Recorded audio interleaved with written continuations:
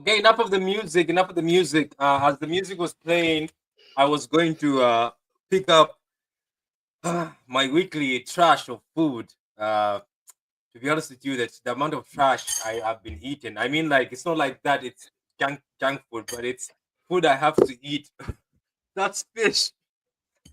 It's disgusting. But anyway, I have to. Fish is good. You're just not cooking it right. Not this one. Not this one. This one I is. can't even see it. I don't know if you can see it. Straight from a So like freezer fried fish or something. Nah, yeah, it's kind of good. Frozen fish is not very good. It's not great. It's not great. It is what it is, but it's not great. We're gonna put the fraud without a camera. I hope you're not in the fish market, Adam. As always, you're always in the fish market all the time when the TV is on. I don't know. Hamza told me to send him the link. Then I edited the thing. So let's see if he joins. If he doesn't join, but you know Hamza is random. He'll probably join. I can resend it. No, I was just thinking about dinner. That's why. No, I sent it to him. He has it in his private messages. But where's that Nigerian midget, Kevin? He was here, but he left. This guy, you know what I don't understand. You now see why I say he's an idiot. You will cry about it later on. Yeah, Patrick, don't invite me. Wait. Wasn't he the one Patrick, you know what the issue is? I think it's maybe to do with his height. That's what I think. Sure, people, they have this tendency to not use their common sense. Where did Mateus go? I don't know where Mateus went. Mateus is probably going to go grab a beer. Yeah. That is the goated picture. No, he sent it to me. And both pictures he sent, he is drinking. He sent me another one in the nightclub. And he sent me another one. So I was like, I don't know what to choose. It says, hi, True City fan, how you doing? W picture Mateus, yeah, W, big up to you, YSK. I haven't, YSK always here since day one. Big up to you. Tomasens, Blue Love, big up to you. Yes. How you doing? We're back again. Mateus is back. That car at Liverpool Parade was crazy. Yeah, I didn't see it yet. I'm gonna see it in a few minutes. Big up, Bruce. How you doing? Big up, Patrick. How you doing, man? Mateus in Hamza's house. Yeah, Hamza likes using that background, isn't it? That's Hamza's background. So people think Mateus is in Hamza's house. And Nori whoops to CD. Fabrizio saying we are in for him. Yeah, I did a video earlier on. I can't. My connection is really bad. 1 second. Jeez. Can you still hear me? It's because you're in Hamza's house. As many are saying. But anyway, guys, welcome to the show. It's Man City's end of season review. Obviously, everybody on this panel is going to have their own thoughts. We already had a lovely show with Alfie. Go and watch that if you want. But still, we're going to say a few other things here because there was I want to fast forward a small section of that stream. Are you? Is that the part where you couldn't hear Alfie and you didn't see him and you just kept on talking to yourself? Yep. I think technical difficulties. You know what made it worse was because me and Matthias kept quiet and just started looking at you and we were not saying anything. So you thought we were frozen, but we're not frozen at all. But anyway, where do we start, guys? I'm going to leave it to the panel. Where do we start? Do we start on Edison? But that's for Matthias. Matthias has a fire on Edison. They promised me a fire on Edison. Do we start on what sort of play style we're going to see next season? Or do we start on... Oh, you know what? I know where we can start.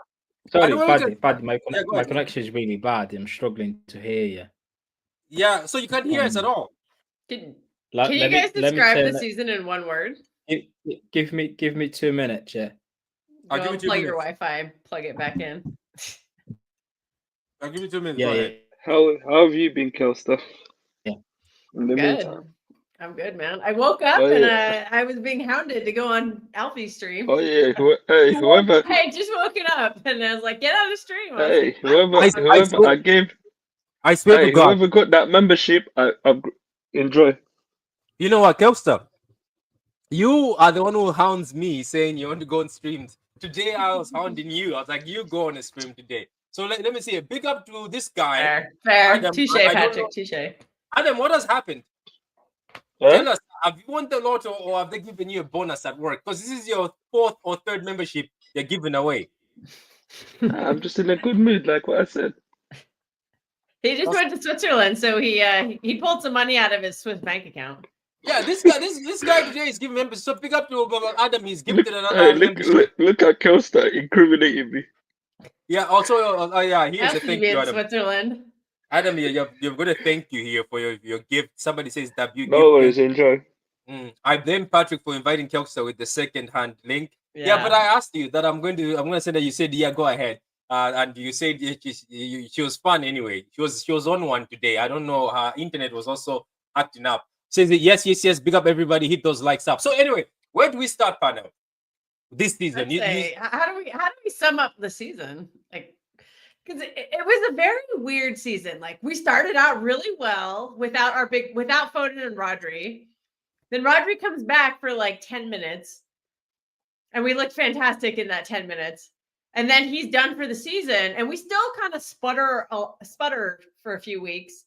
And then the wheels just fell off. And it was a complete disaster up until about probably March. So we had like 3 or 4 months where it was just a disaster. Like there was a 1-13 run, and then we picked up a little form against some bad teams, and then there was that other stretch where it was like Liverpool, Spurs, Real Madrid, like all these like horrible games back to back to back, and then and Brighton and Arsenal and all those games, and then we finally kind of emerged from that in the schedule, and it got better at the end. Like we found a system that actually fit the players we had, and it got better. So it's just a weird season. I would just call it like a frustrating season. Yeah, it seemed like there was a lot of decisions, like a lot of over reliance on certain players that shouldn't have gotten as many minutes as they did. I mean, the first half of the season, it's hard to fault the manager in a sense, because January hadn't happened, so we didn't have new legs, so he literally had to pick from those players. But then you can fault the manager in the second half when he had fresh legs to pick from and he chose not to. So just a really bad season for Pep. I think a lot of players had bad seasons. The tactics were terrible. The football was awful to watch. It was just so boring and dead. No answer to a low block whatsoever. So yeah, it's just frustrating because it actually did look good at the beginning of the season for those first couple of games, and we got excited. I was like, yeah, we're getting 5th in a row. I thought Haaland was going to break his goal scoring record, and then it just all fell apart. And I don't think it really recovered after Rodri went down. I just think the season fell apart and never really came back. What does Adam think? This season has been mixed emotions. It's been somewhat great. You've had some parts where you've even cried, especially when Rodri went down. So it's a mixture of emotions. That's what I said on that last day, that final whistle against Fulham. I was like, you know what? That's a relief off my shoulder that we've got Champions League football.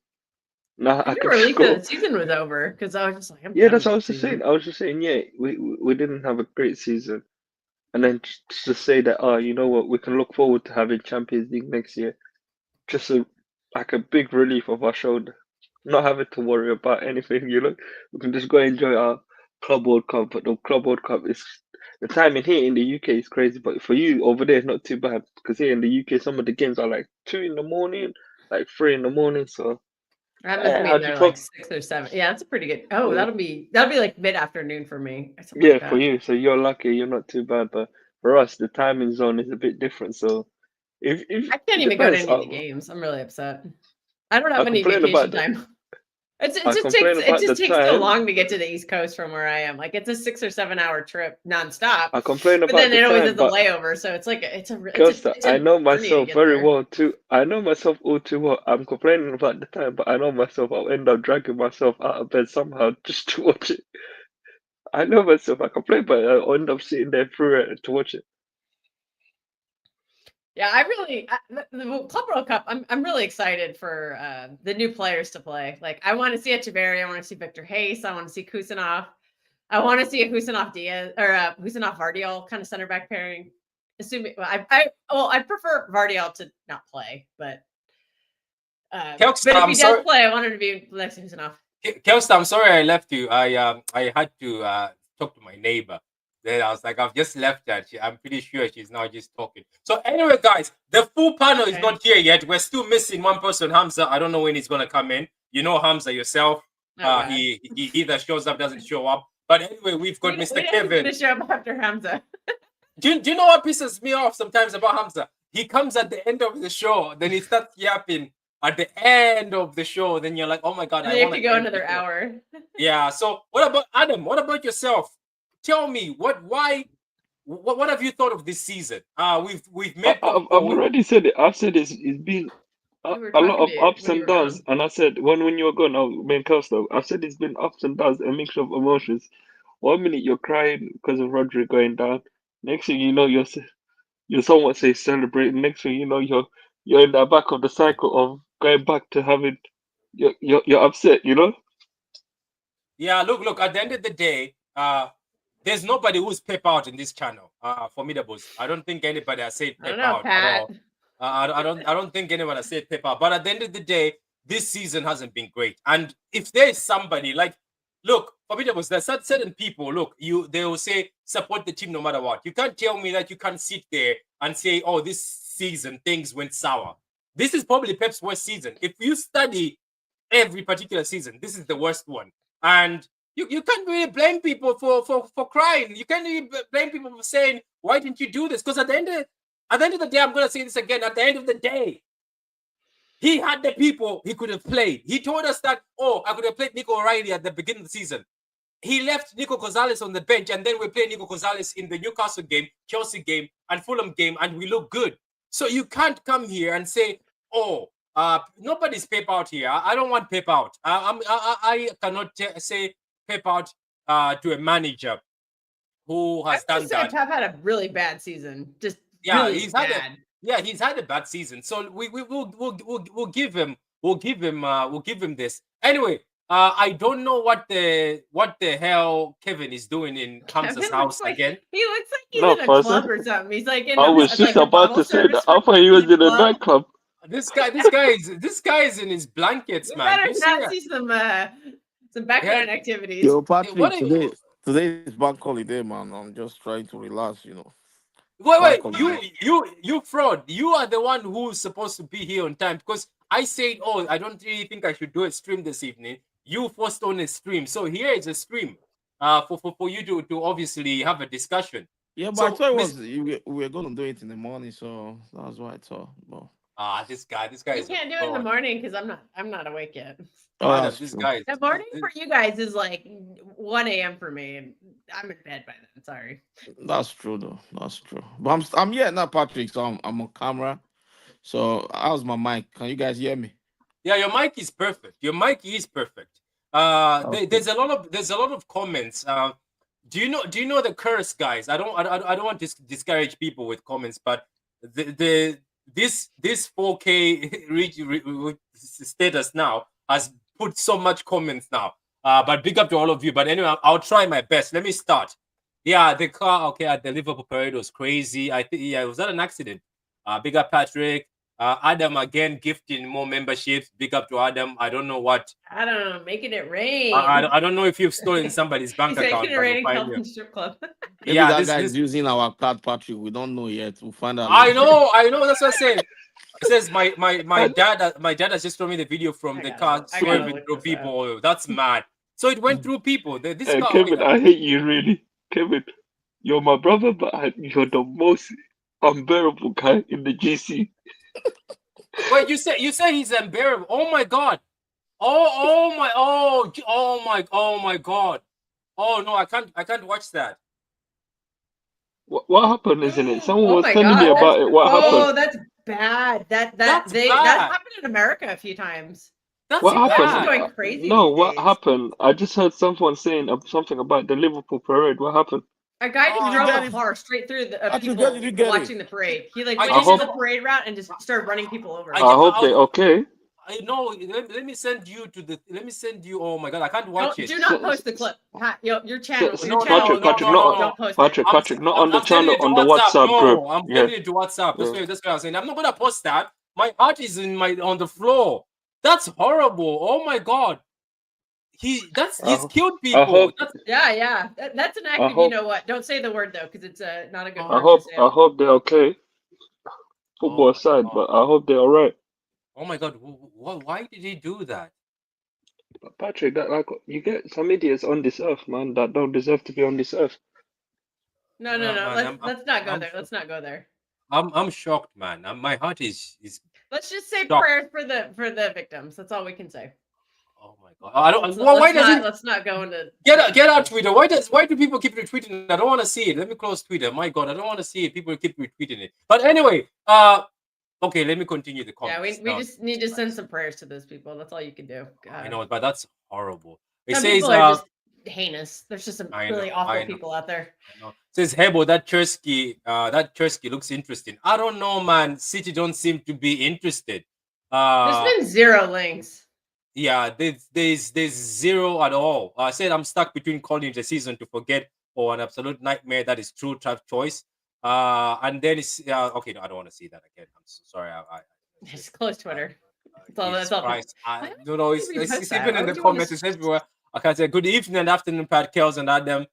Great. Hope you're well. And okay, anyway, let's just go over to this. Again, Matthias is having issues, but let's go to Kevin. Kevin, how have you seen this season? There's a lot of things we're going to talk about on this panel. We're not just going to talk about the season in general, but I'm also going to point out a few things that you guys think. But Kevin, how have you seen the season overall? For me, I'll say like, I need to give him some mark. Say 6/10. That's not bad.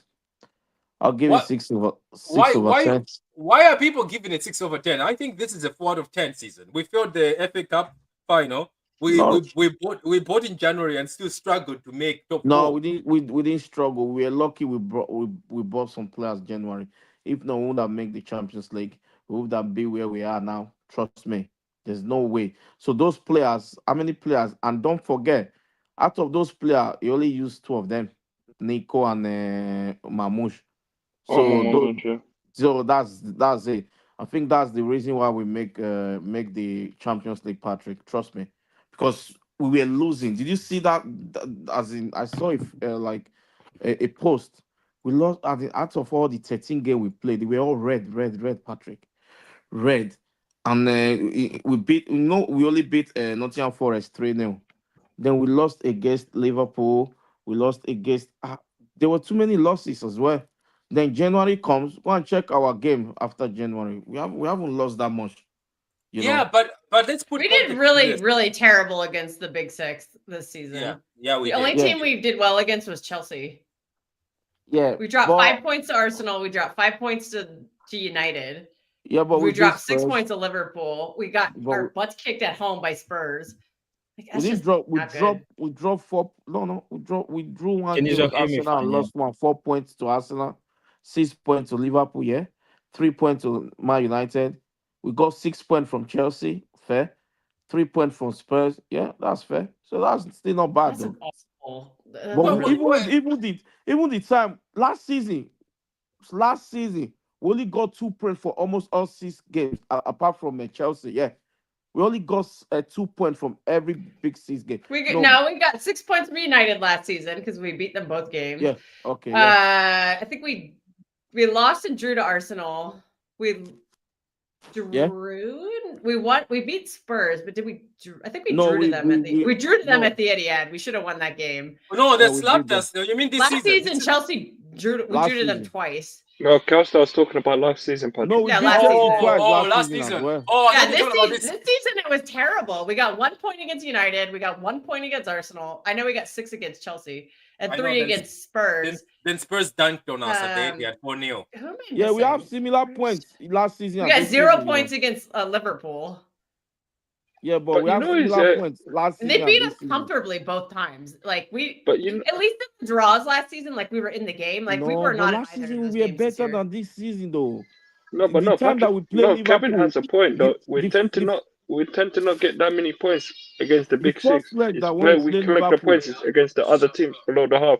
Yeah, the but first so wait. Are you telling me that I don't know? I'm not rating this season 6 out of 10. no, No, because you're of lying the to yourself. injuries, Patrick. There he Because is. of the injuries that we got. Nah, The way nah. come on, bro. The way, Brother, man, can I ask you something? Now How the much? stream starts. How much is Pep Guardiola paying you? yeah, but Guardiola's don't pay. Oh, dude, Guardiola's I should don't start pay him asking anything. some of that. You Let me know tell what? you. You know what? Everybody on that page, send your bank accounts. Let's all send our bank accounts. I think some of you guys are being paid by this club. 6 out of 10 for what? Bro, because Tell we us, no one Kevin. believed we were gonna make top 3. No, even everyone was saying City is gonna be out from the top 5 race. Not Everybody everybody. No, Vindication I'm for not talking Pulpy. about us. I'm talking about rivals. The last 10 games, go and check every content creators. They say City will be out of it. That City are not going to make it. Now Arsenal is only 3 points behind us, ahead of us. Just 3 points. And Yeah, they are saying that their but you season didn't is give it 7 6. out. But you couldn't give it 6 out of 10. Of course, it's only yeah. Why You not? failed an FA Cup final. You failed an FA Cup final. Yeah, but we got to the final, Patrick. We We stunk got in the to Listen. UCL. this With the season. factory, yeah, Champions League was atrocious this season. But We we didn't got to even get to quarter- the round of 16. Yeah, but no, we got to quarterfinal Champions League. What are you talking about? This season? No, We- we we didn't. got We to didn't round even of get to 16. R16. No, we got We a lost round the of playoff. We got our butts kicked by Real Madrid. Are you talking about No. last season? We didn't reach the round of 16. Yeah, that was we playoff. lost the playoff, and we Yeah, looked that's That was absolutely playoff. abysmal. That You was It's a really bad Real Madrid team, mind you. You go back to sleep. This guy has to go back to sleep. You see, this guy, I'm telling you, Get you out of go the back to nightclub. sleep. Yeah, get out of the nightclub and go back to sleep. I'm telling you, yeah, because but at the end of the day, Patrick, if you let's say if you give it 5, you're gonna tell me your reason why you give it 5 for. But I'll give the reason why I give it 6. I just explain it to you, right?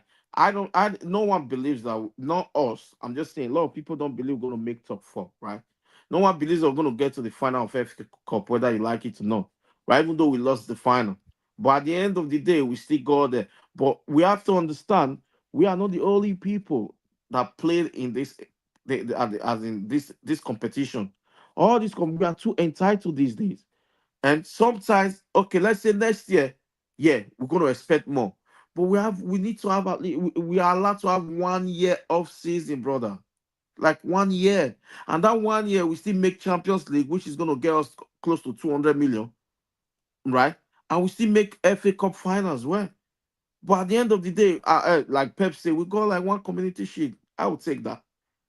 It's not don't do that. Don't count the What- community wait, shield. I'm not Please. saying wait, I'm not saying, but it's a flex for me because we beat Man United together community shield. I was rejoicing. I had barbecue when we were playing. Do me a favor, please. Get out of here. Patrick, Get out if of you here, leave here, man. Shit, I'm don't mess saying. me anymore. What are you saying? This guy's a fraud. Let No. me, bro. No. Let me express No. my own self. Patrick. Okay, maybe your expectation is different, right? Wait, did you Because- say the community shield you celebrated? Yeah, I enjoyed it. It was fun. You didn't know, Patrick. He made a barbecue. Yeah, I made the barbecue that day. I'm not joking, bro. We all watching. I was watching it with my father-in-law. He's a United fan. You know, all the whole family. We all watching because he was against Man United. But I don't understand you. I don't understand you guys. When I'm celebrating Man United loss, you guys think it's a joke, bro. All these guys, we see them every day. The way they talk, the way you know. But at the end of the day, okay, 6. You say 6 is too much. Okay, what about if I give it 5 over 10? Is that okay? Yes. Thank you very much. Thank you very much for 5 out of 10. Wow, I that was accept easy that to one. convince.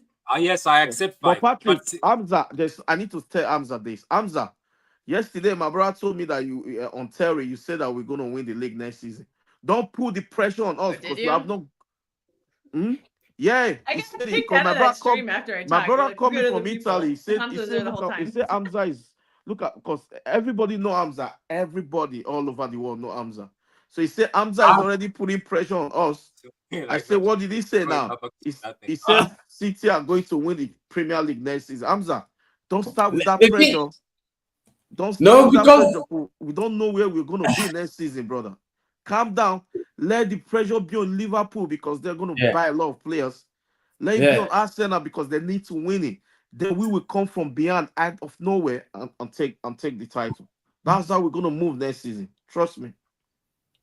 Listen, 100%. Listen, I'm just because I'm annoyed at the fact the way we finished it. Our transfer, I think our season, I'll say it's 4 out of 10, 3 out of 10. I'll tell you why. I'll divide it into things like our expectation, what we expected to reach that. No. Your mic is bad. Your mic is bad. Can you hear me now? You should No, talk. no. Come back. We can hear him. Maybe you might need to drop down and come back because we can hear it clearly. Can you hear me now? You sound Yeah, fine, I can hear you, Hamza. Hamza. Yeah. So the expectations. Yeah. The expectation is we weren't expected to be this bad, so we underachieved in all levels. In terms of our recruitment was poor, our players were poor, our manager standards was poor. I think we had a poor season. We have to be honest about it. It's not, we can't say, oh, we had a, compared to what we had 4 in a row, we were spoiled. I think we have to be honest and say, listen, we had a poor season from what we expect our manager and our players to deliver. And I know we've come third, but third is not something that we aim for. We always aim for to win the league or come second at least. But third behind the likes of being at least 10 points, 13 points behind Liverpool. And I think they won the league by April. Was it April? 3 weeks ago, 4 weeks ago? It was done and dusted. It was done and dusted. We was between October. Listen, it depends. Coming start the season, it depends. Like if you are told City fans that they will be struggling for 3rd, 5th place, a lot of them will be saying to you, no chance. But a lot of us now agree that we didn't expect this. But now looking back, we have to look and reflect on what went wrong and how can we fix this. And I think no one expected the downfall of Rodri to get injured. I think I expected him to get injured. Like I'm expecting Vardy to get injured next season. Yeah. Because you can't play those number of minutes and get away with it. You can't. I'm sorry. You can't. You just expect, guys, and I'm warning you now. Vardy has had a lot of minutes, so expect if you completely throw him to the deep and expect him to perform at that level, he's a young guy, I think he might be a risk of injury. To me, midfielders are much more risky because they do everything, Kel. They go up and they go down and they protect and they do the sliding, the blocks, the physicality. They're the ones. Haaland can just be running up and down, score goals. Goalkeeper doesn't. Yeah, but midfielders, like, they get bad injuries. You've seen midfielders get bad, and it's knee injuries and all this stuff. It's very rare for a midfielder to go all over his career without an injury, especially in midfield. We've seen Xavi had an ACL. Bernardo has. Rodri. Bernardo is more like defensive midfielder. You know those guys who protect and they're guys. They're this engine. They fight and slide tackle. Rodri is at risk of injury, and I think what we didn't expect I think I'm going to be critical. I think they knew if Rodri gets injured, they're in trouble. I think they knew Rodri getting injured, but what they thought they still get the same Gundogan. Because when Rodri was away and you had Gundogan, sometimes Gundogan used to play as a number 6. You remember when that season I think one player went missing. I think Gundogan sat there and he was able to do that. But they didn't expect Gundogan is 2 years older. He's 33, 34 years old. Yeah. I think they had a bad window. We had a bad... Our window, what do you guys rate it? A lot of us said 8 out of 10. At the time, I was like, oh, yeah, we're fine. But then I realized quickly how wrong I was.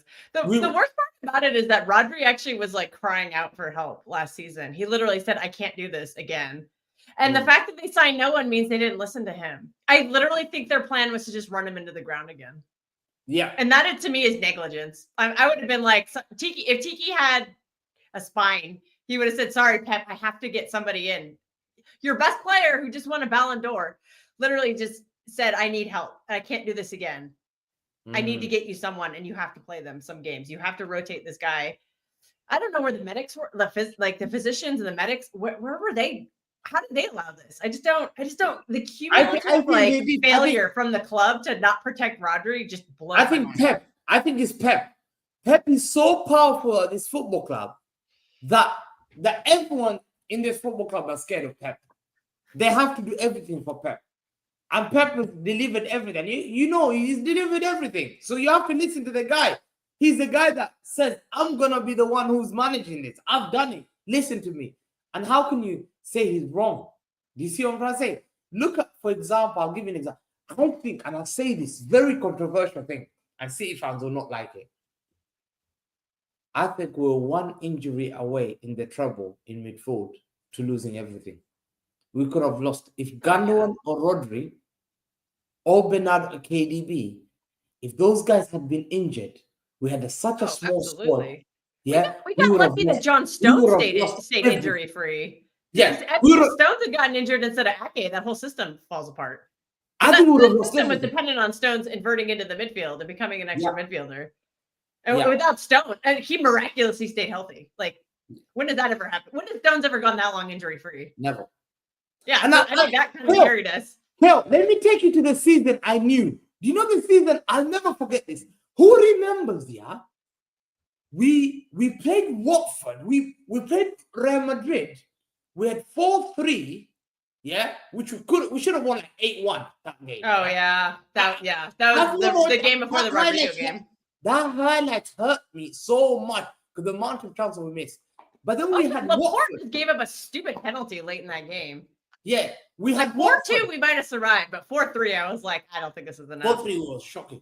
We had Watford, yeah, and then we had Real Madrid. Yeah, I'll just remind you there. Watford, before Rodri scored, who remembers before Rodri scored that banger? KDB went down, and Rodri just hit the ball back, and everyone was like, "What's happening?" What's happened to KDB? And Rodri didn't care. Like, forget this shit, man. I scored a banger. He went and celebrated. And KDB luckily was okay. Yeah, it was a knee, but guess what? That game we went to the Real Madrid game. Hey, we went to the Real Madrid game. We got battered. Yeah, Walker was half fit. John Stones was half fit. We never knew who's playing in defense. We had Laporte, who was not fully fit. He was playing injured. Yeah, he was. Remember, he needed surgery after that season. And after that game, we got taken to extra time. Yeah, we came back. It was Wolves. Was it Wolves? Remember that's a KDB game. And then there was rumors. Diaz injured. I think Walker out. Stones out. I think Ake was not fully fit. And everyone was like, who's playing our defense? Yeah, Fernandinho was playing center back. And we were like, Laporte and Fernandinho. Was it Neto and Fernandinho? We had Laporte. Well, when Walker subbed off at the Bernabeu, Ferna came on and Vinny just absolutely torched him. Yeah, after a half-fit Walker had contained Vinny for most of the game. There's a question here, and this question is going to go straight to Matthias. I was about to say Matthias Nunes. Matthias, are you with us, Matthias, or you're frozen? This guy is frozen in. This guy is frozen in Hamza's house. This guy's using McDonald's Wi-Fi. Yeah, so there's a question. It says, would you sell Nunes to Forest for 35 million to get Gibbs White for 65 to 70 million and the right back? Why is he frozen? Because if you're doing 30, there he goes. Hey, he might be using one. Hey, he might be using one of Kevin's dodgy internet. Okay, let me send that to Adam. Adam, would you sell? Would you sell? Sorry, but Patrick, can we not? Oh, he's back. He's back. He's back. Are you back with us?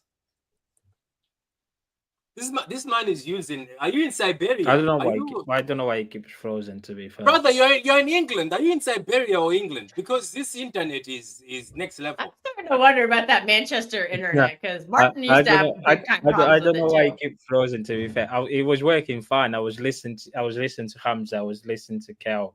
And okay, then when you called me name. Okay, do you want to answer fast? Yeah, when it was my turn, he just frozen for no reason. I agree with a lot of things that have been said about this season.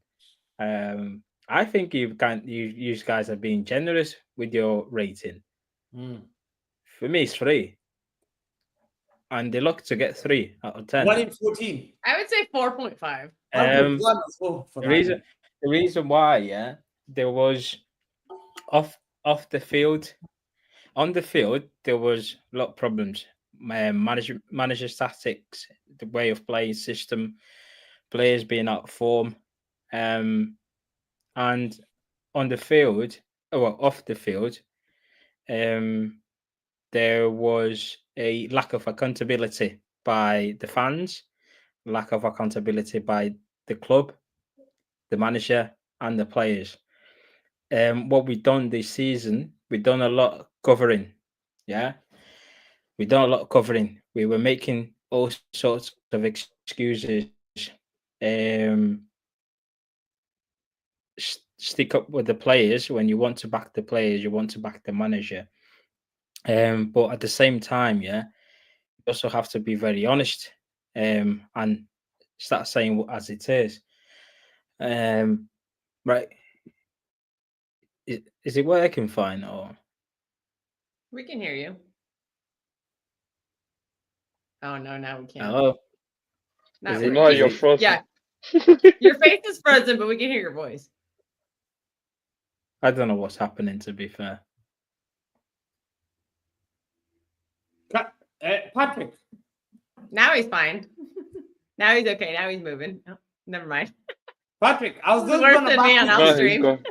Patrick, I was gonna go back to that. I just looked at it, yeah. We went to play Wolves and we had Fernandinho and Laporte in defense and Zinchenko, but we had so bad. We had Egan Riley, Luke Mbete on the bench. We had a lot of youngsters. And then we went to the West Ham game. Oh my, I promise you, if City had 5 games more, we're not win that league. Because the amount of players we were having injuries, Laporte was 50-50, Diaz was out, Stones was out, Walker was out. Look at that game. Ake was out. We were in so shambles. They learned from that mistake, Kel. Guess what they got? They added a Kanji as a fifth choice center back. People said to me, I said, that's what we needed. But this season, they never learned what we did last season. Rodri went injured. They didn't think, hold on, let's get someone who can rotate Rodri. But they thought Kovacic, you know, one thing I had a problem, Patrick. Remember the Kovacic issue I had with Kovacic? I've never been happy with Kovacic for one thing. Why? I'm just I'm not comfortable with him because the history of injuries that he's had at Chelsea. So whenever we sign him for Gando and replacement, Wait, but hasn't he surprised you at City that he's had less injuries than Chelsea? I'm At City, he's surprised. okay. I am Very- sure. He was That constantly one- injured at Chelsea. That one, I was so surprised. And that's why I look at that.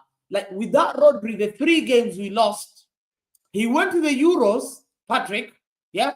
Imagine we provided most players in the Euros after finishing the league on the final day.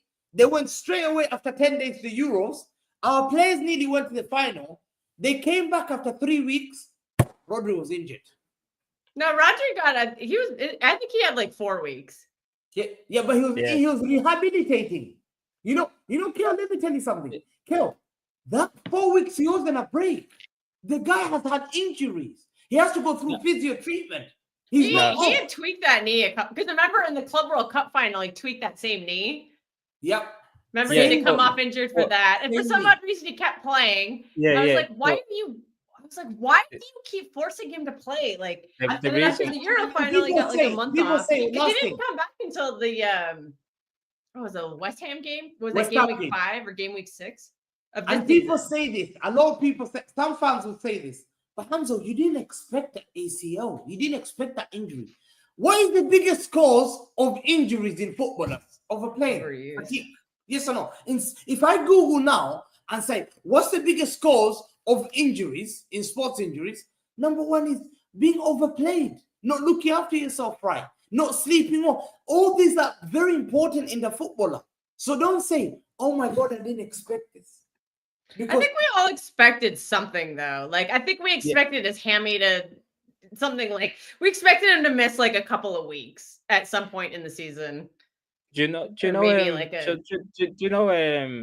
this season? Yeah, as I was saying, yeah. So that we just keep playing off to this connection and whatnot.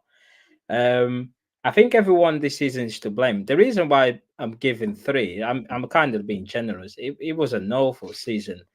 It wasn't so much about the results, but it was the performance on the football pitch. Like literally, I generally do not care so much about the result. Of course, result hurts, but as long as you give us 110% every single game, you can lose game, yeah, it's fine. But when I see some of the performance that I've seen this season, he raised a lot of eyebrows to the fans, to the club, and for the manager. And we can actually split into one of the main reasons Pep Guardiola, his team selection and his tactics. Yeah, we all agree in that he's takes the most of the blame. The fans need to take some of the blame, and the club also. When ever since the back end of last season, yeah, I was really concerned in terms of the way he was tweaking with the back line. He even struggled to build a solid back line. Do you know when remember during the treble season, yeah, especially in the second half of the season during the treble, we all knew our back four, yeah, going to games, especially big games. Yeah, we all knew what the back four is going to look like. And then last season, especially at the back end of last season, it was a bit mixed. 1 minute, Izaki and Akanji. The next minute is Akanji and John Stones. It was all over the place. Let's go back to the FA Cup, yeah, because it was the last game of the last season. FA Cup, yeah. He decided to go with John Stones and Nathan Ake as a centre half. They never played together that season. Why is it in the cup final you just decide to build a new centre back partnership, whilst in the previous games, i.e. Tottenham away, and West Ham at home, you went with the same back line. Yeah, you went with the same back line, which was Akanji, Walker, Diaz, and Josko Vardio. That was your back line. But in the cup final, which was the opportunity to do a double in the season, you decided to change the back line, and we saw the shit show that happened. Yeah, there was no communication between Vardio and Ortega on goal. Yeah, no one is watching the back post. I think was it Emenu? Garnacho Menu causing all sort of problems. Yeah, right. Okay, we're going to a new season. Yeah, against we start with Chelsea away. We won that game 2-0. To be fair, the scoreline doesn't tell the whole story what happened that game. Let's face it. Chelsea was just awful in the final. I think we were also lucky in the first games, you know. All those first games we were lucky, even though we won them. Yeah. We went Chelsea away, we won. But the highlight of that game was Savio and Doku. Everyone was excited to see like something different that we didn't see the previous season, which is exciting wingers, take the man on, and then that Brazilian flair was in the team with Savio. Then we go into Ipswich away. No, Ipswich at home. We won 4-1. They scored literally in the very first minute. Like literally, they scored early. Bang, 1-0 down. Well, we played well. Then we go on West Ham at home. No, West Ham away. We won 2-1. Was it 3-1? 3-1. When Diaz scored. We looked good in that game, though. We looked good, but defensively, we were all over the place. And that was when Rico was getting exposed quite a lot, because Rico started playing too.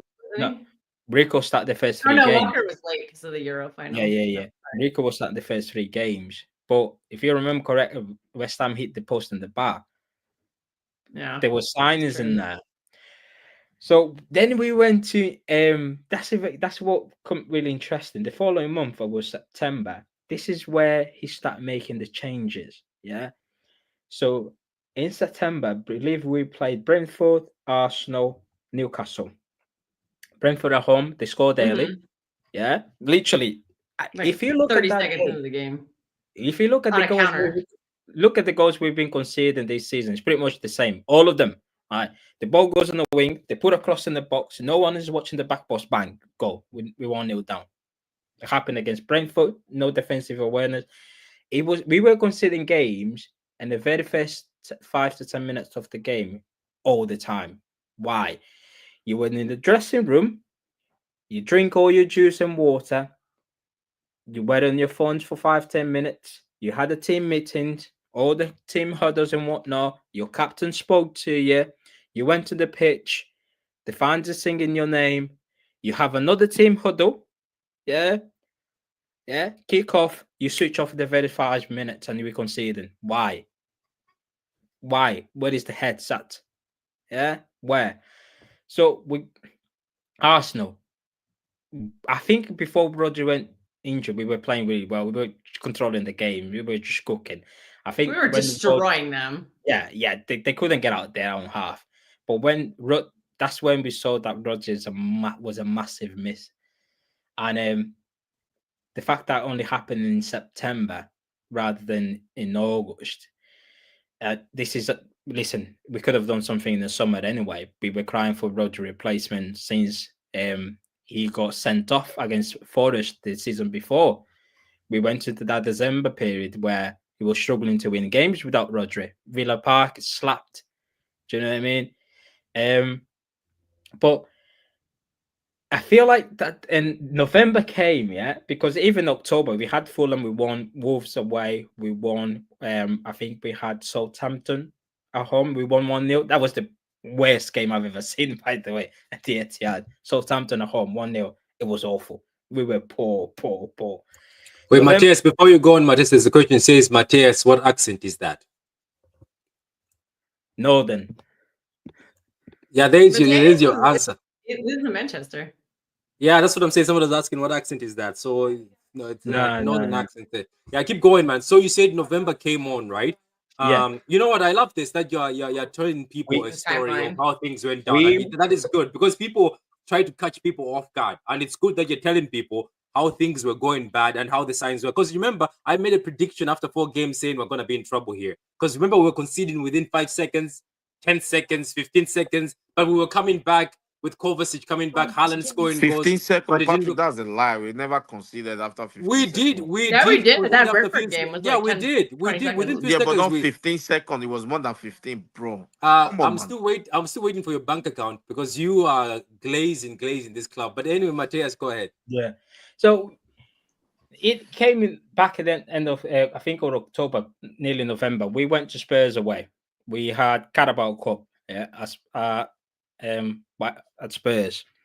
Well, we lost 2-1. We didn't really care because obviously we saw O'Reilly there.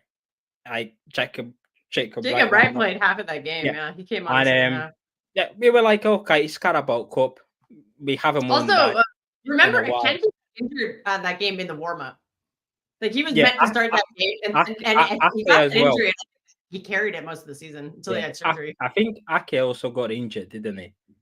I think during the game, yeah, but Kenji got injured like during, and also at the end of that game, Yashko like got he had to have medical treatment at the end of the game because I don't know if he like ran into, I don't know, something happened. I just remember Yashko was getting medical attention, and I was helping out. I was like, we don't have a defender. Yeah, but we didn't care about that fixture. Yeah, we didn't care about the game because it was Carabao Cup.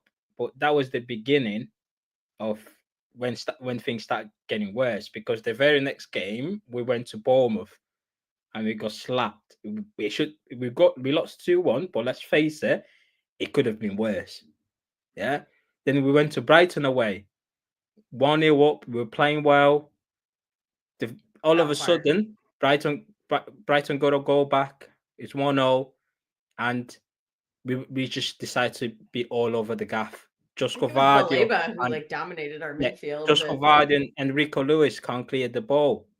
Literally, yeah, just dancing in their own box. And then the very next game was Spurs at home. We were like, okay, Spurs is at home. We slapped them in their ground to win the league. We are at home. Let's go and get the 3 points. Embarrassing. Honestly, that was embarrassing. 4-0 at home to Spurs. Yeah, and it was easy.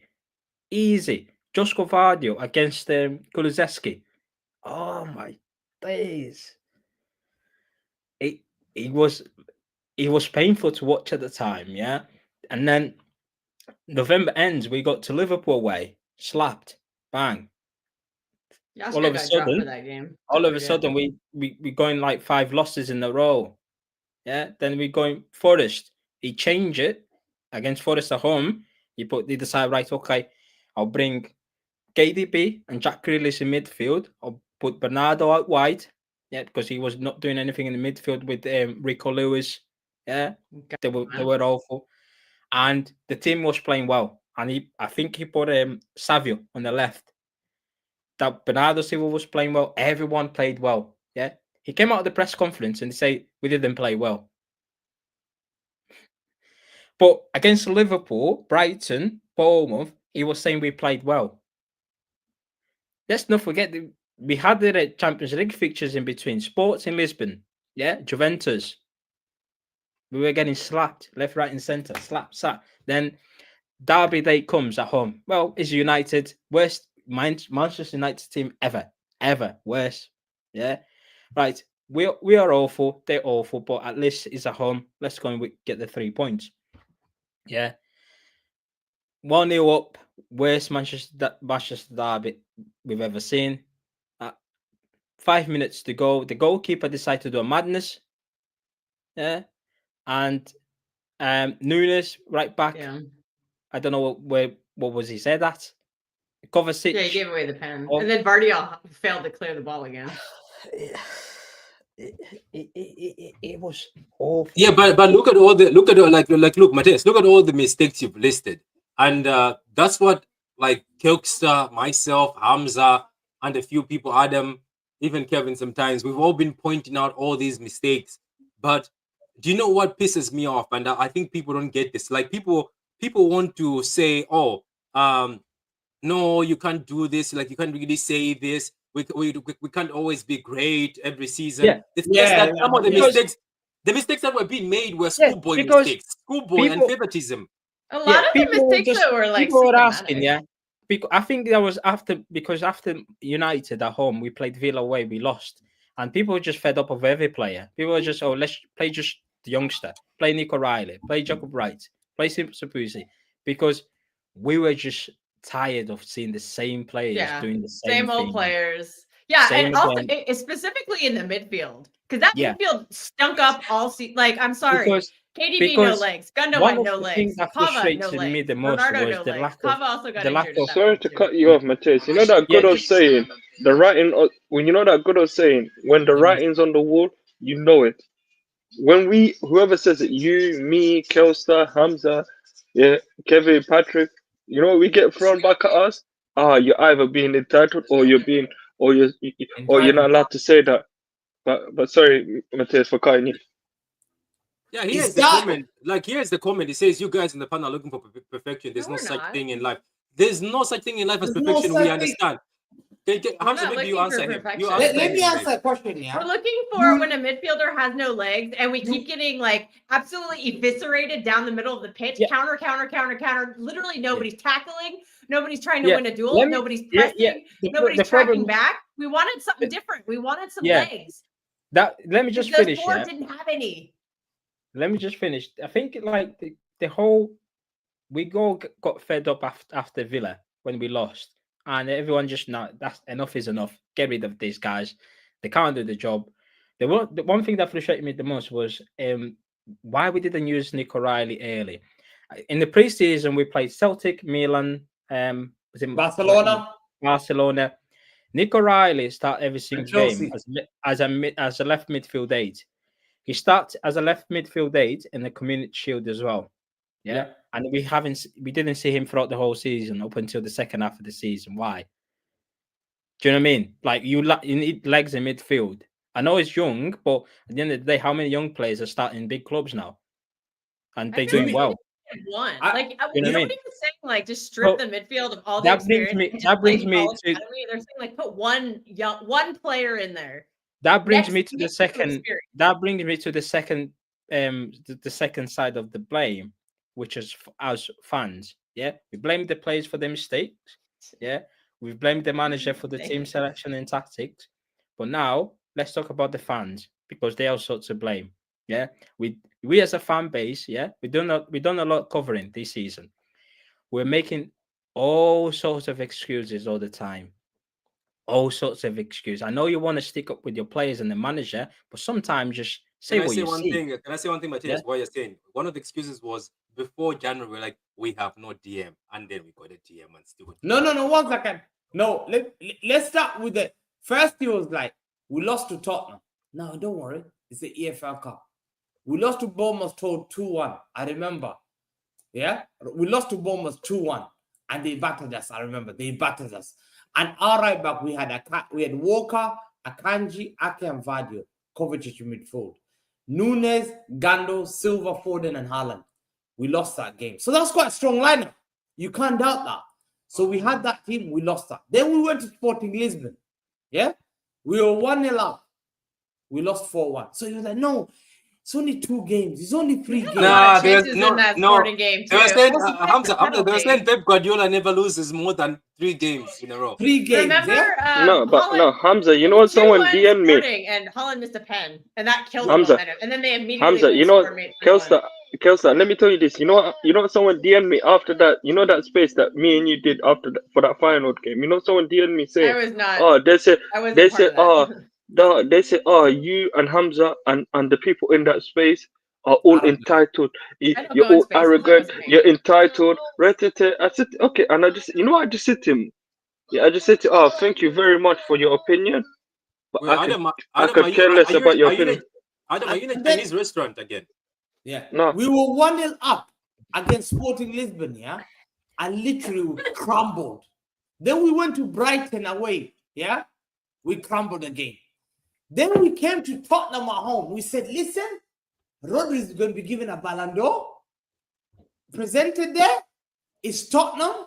No way. We got thumped 4. Hey. Wait, can I ask you a question? Can I ask you a question? Hamza, I have a question. Hamza, I have a question for Hamza. I have a question for Hamza. Hamza, do you think Richarlison was right? Because Richarlison said if Rodri wins a Ballon d'Or, something is going to happen. Do you think Richarlison did juju? Right. Do you think he did some juju? Because after that, bro, he was right completely. You know what? We got finessed with that Ballon d'Or, but at that time we had lost. So we had lost to Tottenham, Bournemouth, Sporting, Brighton, Tottenham. It was 5 losses. Pep Guardiola's never lost 5, never in his life. That means that's a red flag. Yeah, but Pep Guardiola is a great manager. Forget that. We came back. Yeah, but midweek. Who did you have in midweek after Tottenham? Remember? Finals. Which? We were scoring 3 comfortably. We looked like we had our mojo back. A 15-minute. 15. They didn't even need that long. 15 minutes. Dunked on us 3-3. Yeah, but that game had gone on another like 2 or 3 minutes. What was the excuse that day? Yeah, I'm but not kidding. They almost they should have lost that game. That has been the issue, isn't it? Because at the end of the day, what we've been doing this season as a fan base, it's okay. We want to stick up with for the players and the manager, even when they're doing something wrong, even when they're not doing what they're supposed to do. But rather than having honest conversation, with other fans, we start actually divert the blame to everything. We start criticizing the club about tickets, for example. No one was when you start criticizing the club about transfer window. Oh, it was too expensive. What was that? The player doesn't want to come. But everyone is jumping on the club if that was a ticket situation, for example. Yeah, you don't want to criticize the manager when they're doing things wrong. We don't want to criticize the player.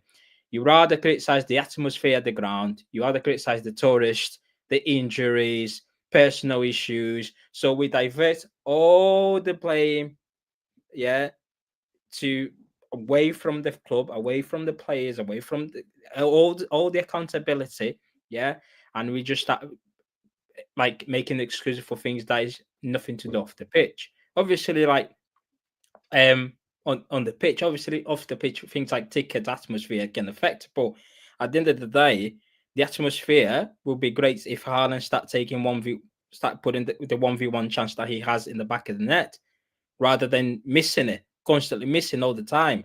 Because before, the atmosphere is created by performances. If you're not playing well, what makes you think that the fans are going to be singing for 90 minutes? Fact. Do you know what I mean? I did in the day. Mateus, let's go back to. I want to go back to what was the defense when we had then lost to 3-3 to final. I think at that point, I remember people saying, no, it's only one DM we need. Just one, don't worry, hold it to January. When we lost that 3-3, I think a lot of City fans were shocked. They woke up in reality because that's final.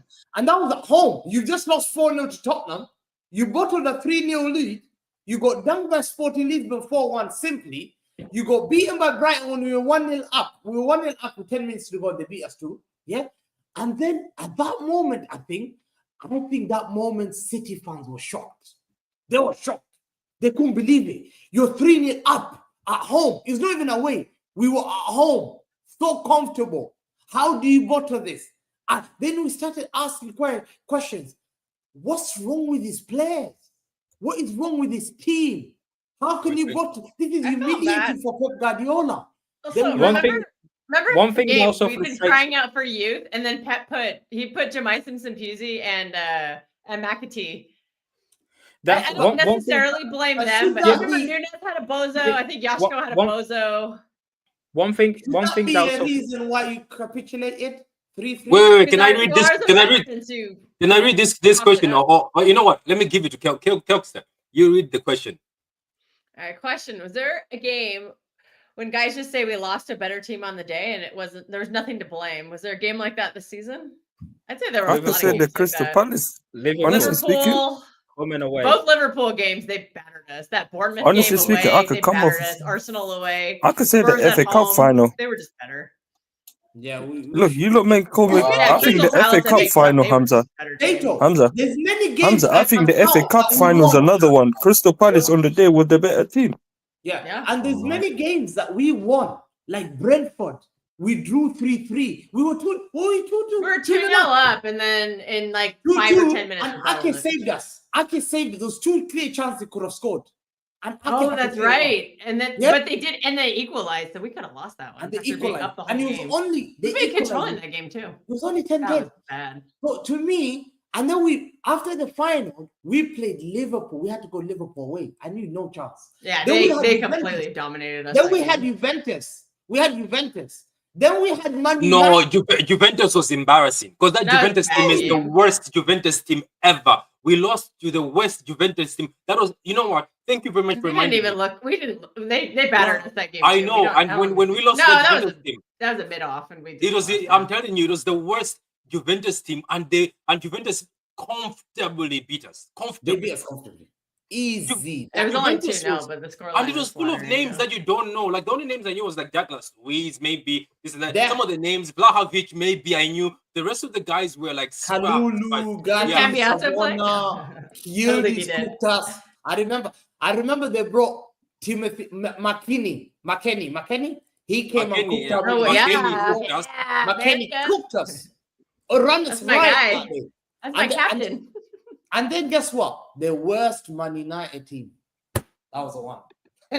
We bottled it. That was a bad game. That was a horrible game, and we just completely capitulated. And you know what was annoying? You know what was annoying, Kelps? I remember when Kelps, do you remember when you and me did the Pat and Kelps show, and somebody said, "Oh, but I think a few people said, oh, but it was a derby. What did you guys expect? Like that's the best we can do. A draw is good." And my jaw dropped. I was like, "Is this what we become?" I feel like Pep set that team up to not win. I think Pep was literally setting that team up for a draw.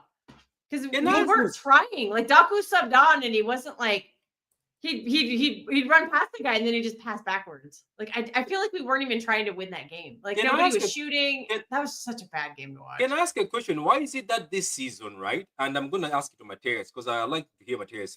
Like, why is it that this season people are criticizing Hamza, they'll criticize me, they'll criticize you or other people, they'll criticize like all of us on the panel. They'll say you guys like the comment saying you want perfection. Why is it that these same people are not going after Pep Guardiola and Pep Guardiola say this season is a failure and it's bad? And when he was asked that if you win the FA Cup, is that a good season? He's like, no, it's not our standard. How come when Pep says this is not our standard? Yeah, like what come the players and Pep Guardiola say this is not our standard? People excuse that and say it's grand. When other people who are fans say, oh, this is not our standard, like stop being standard FC. That doesn't make sense at all. Why don't they go after Pep then? Because Pep has said this is not a great season. It's covering and it's just divert to blame really, because the football has changed so much that everything is now. Is it working or? No, we can hear you. You're frozen in Hamza's house, but we can hear you. Yeah, he's on Tesco gift card. This you know what? You're So, right, I think- Hamza. This guy's on Yeah. vouchers. This guy's on vouchers. Yeah, use what do you call it in Africa? What do we call them? My units. We call them units. You're using Yeah. units. No, Yeah, no. you- I'm Yeah. waiting. I'm you're waiting topping for. up. This is Alcatel. wait- It's I'm not waiting Alcatel, it's for- I'm Airtel. waiting for- Airtel. You're on I'm wait- Airtel and MTN. That's what you're on. I'm waiting for Sky, and I had to. I've got no internet at the moment, and I have to hotspot me. Wait, were you swapping? Because when I swap, I don't swap unless the other internet. I still swap while the internet is still working in my house. Yeah. It's a thing. You know, one thing, fair enough. No, Steve had said that obviously it's very sad news we're hearing from Liverpool fans. What's happened today? Like, I think you heard the news. Liverpool.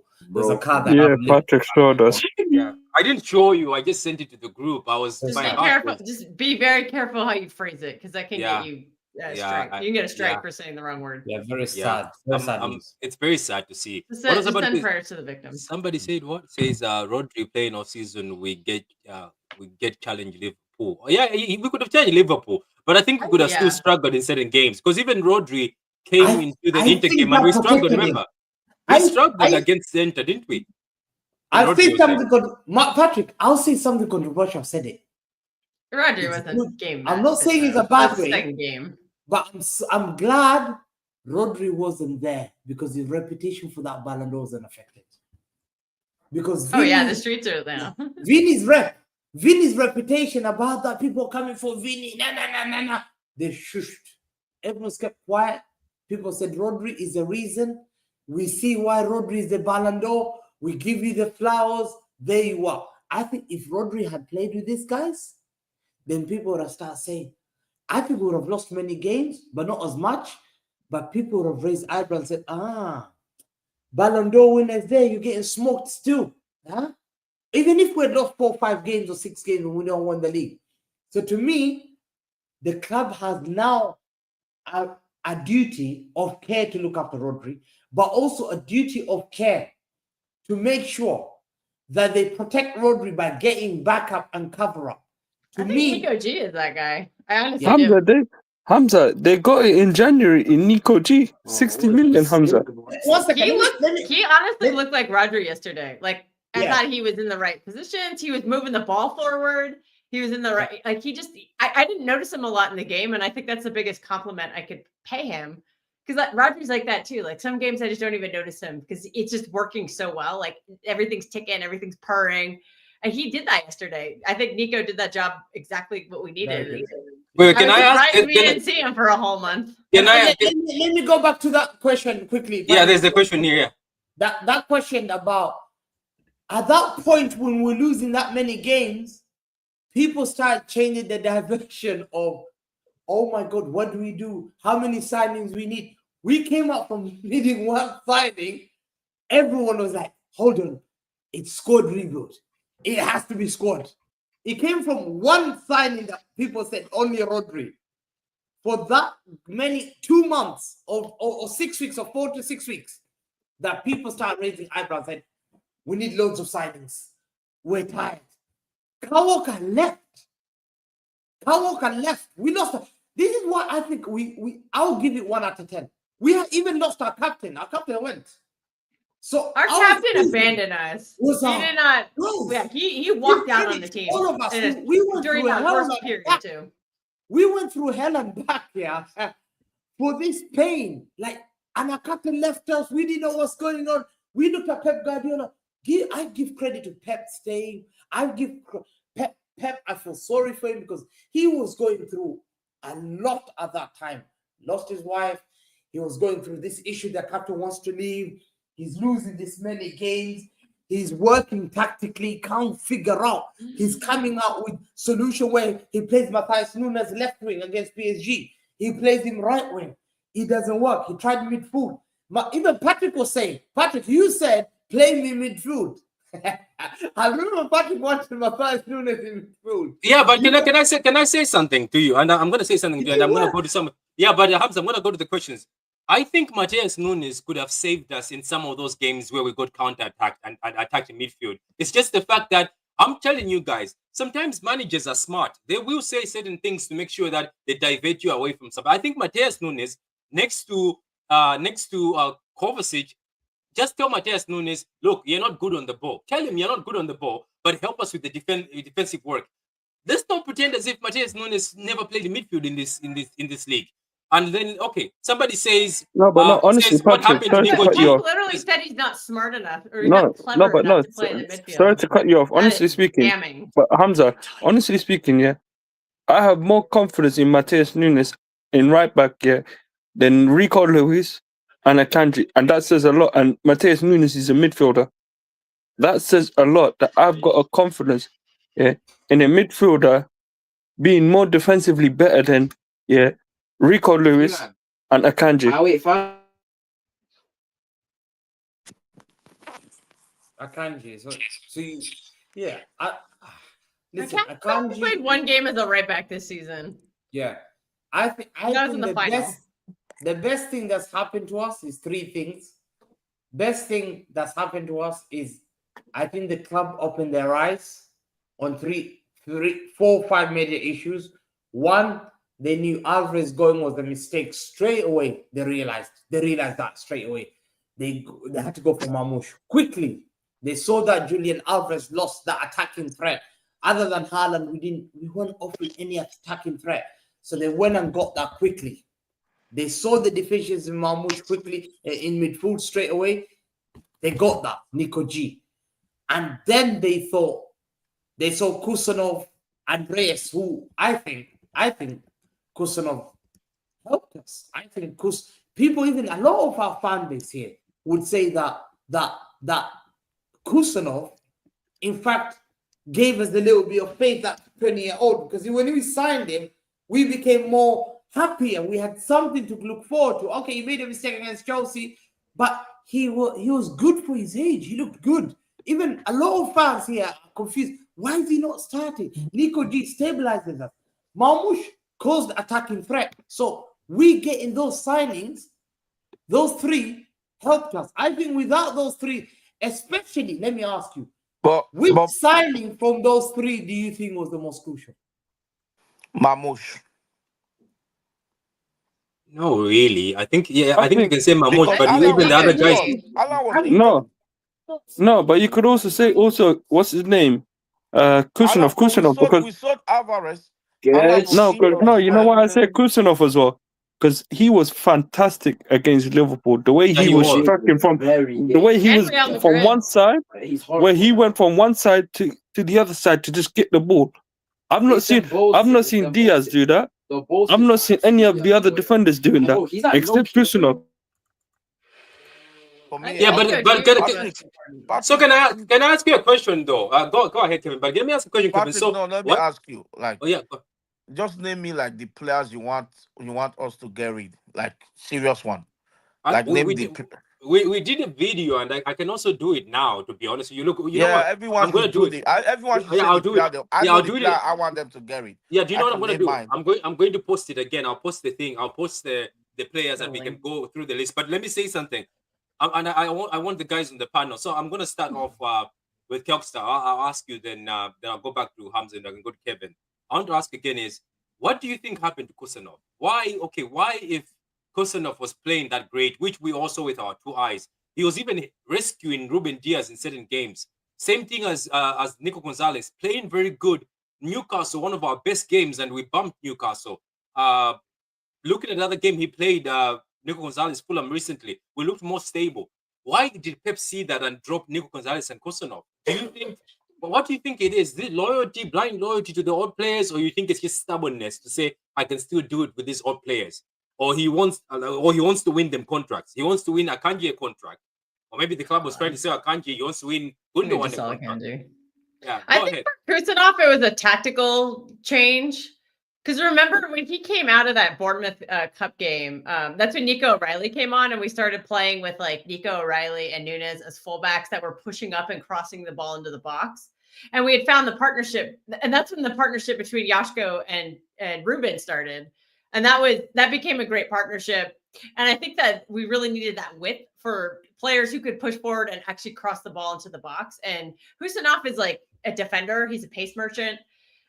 He's good at tackling. He's good aerially. He's not one you're going to cross balls into the box for. So it would have just been like, if we had played him at right back, it would have just been like a Kyle Walker regen where he bombs forward and he puts awful crosses in the box that nobody's going to do anything with. So basically defenders can ignore him. And then he just runs back for defense. So I think for Kusanov, it was honestly just a tactical change. And remember, we started cooking after we made that change. So the Kusanov one, I'm mad about, but like I accept it because I understand why. The Nico G one, I have literally no idea. I think Nico G is blind loyalty to the old guard. Because Nico G came in and he fixed our midfield, not perfectly, but like we were getting run through like a hot knife through butter, and he just became a big body in the center, and people weren't countering us as much.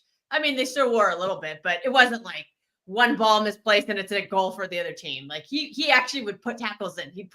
He'd win duels. He'd get nasty. He'd actually progress the ball forward.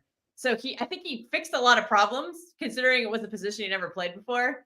So to see him get inexplicably dropped just made no sense to me whatsoever. But the Kusanov one, I can't understand it, but I have no clue what happened with Nico. I tell you, I think it was the Bournemouth game in the FA Cup, and Bournemouth scored with Evan Nilsson.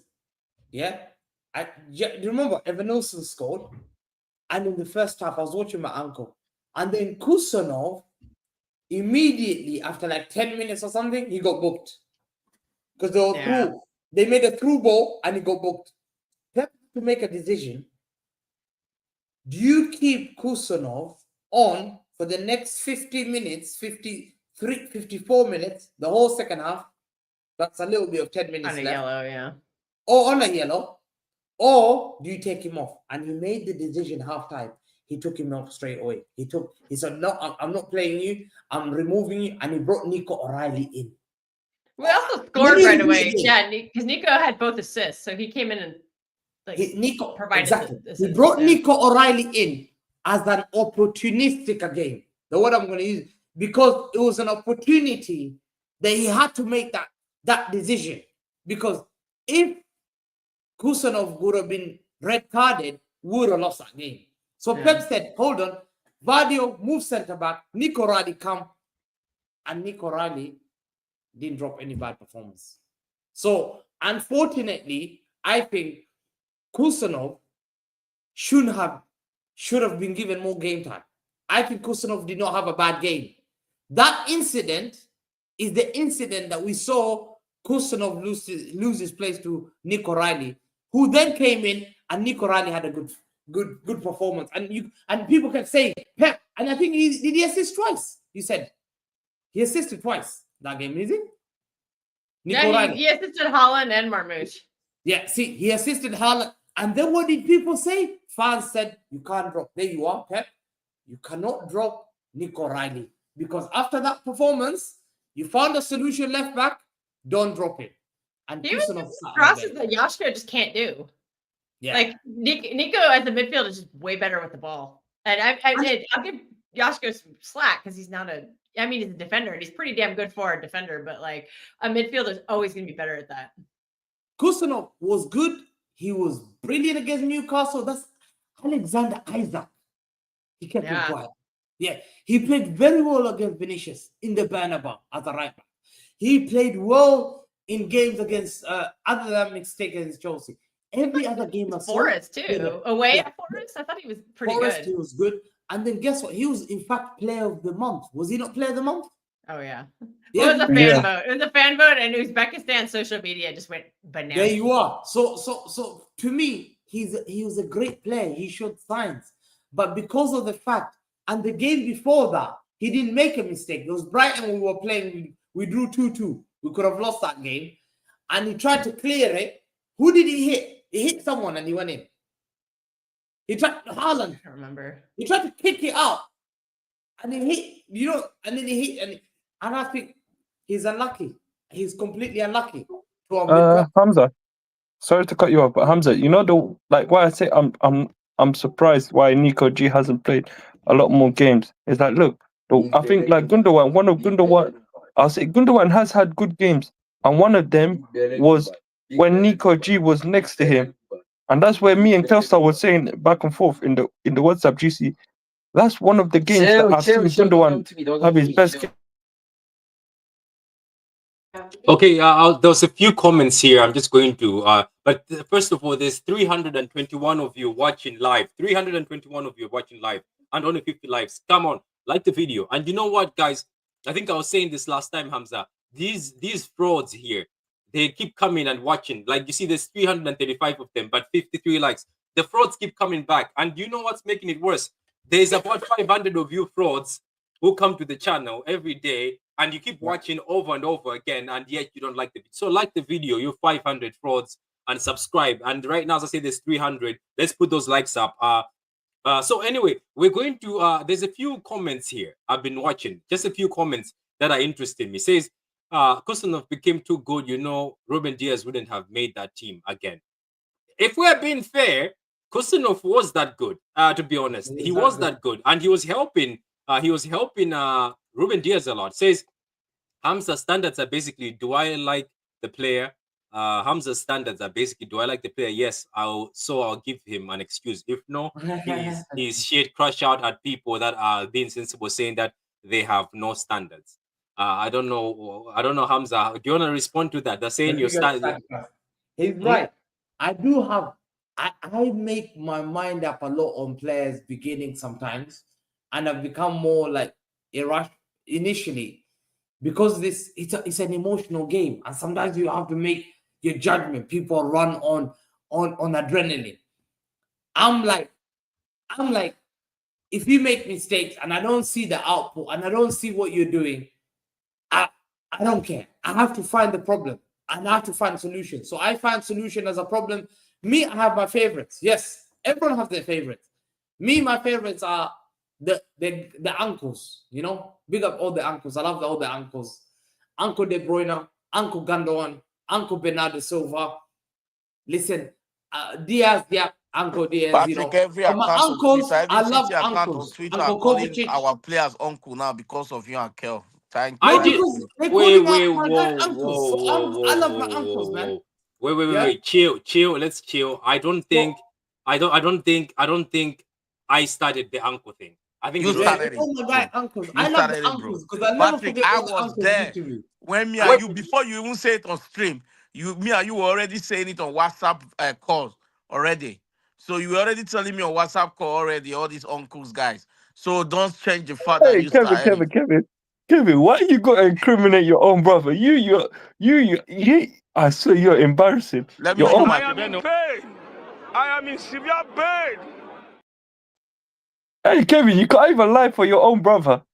this What kind of guy. brother are you? Everywhere I turn on Twitter now, This there guy was a guy that posted Gudogan was coughing, right? Then the guy said, Uncle is coughing. Look. I apologize. My uncles, man. Me, I Look, love my uncles. You know Look, that?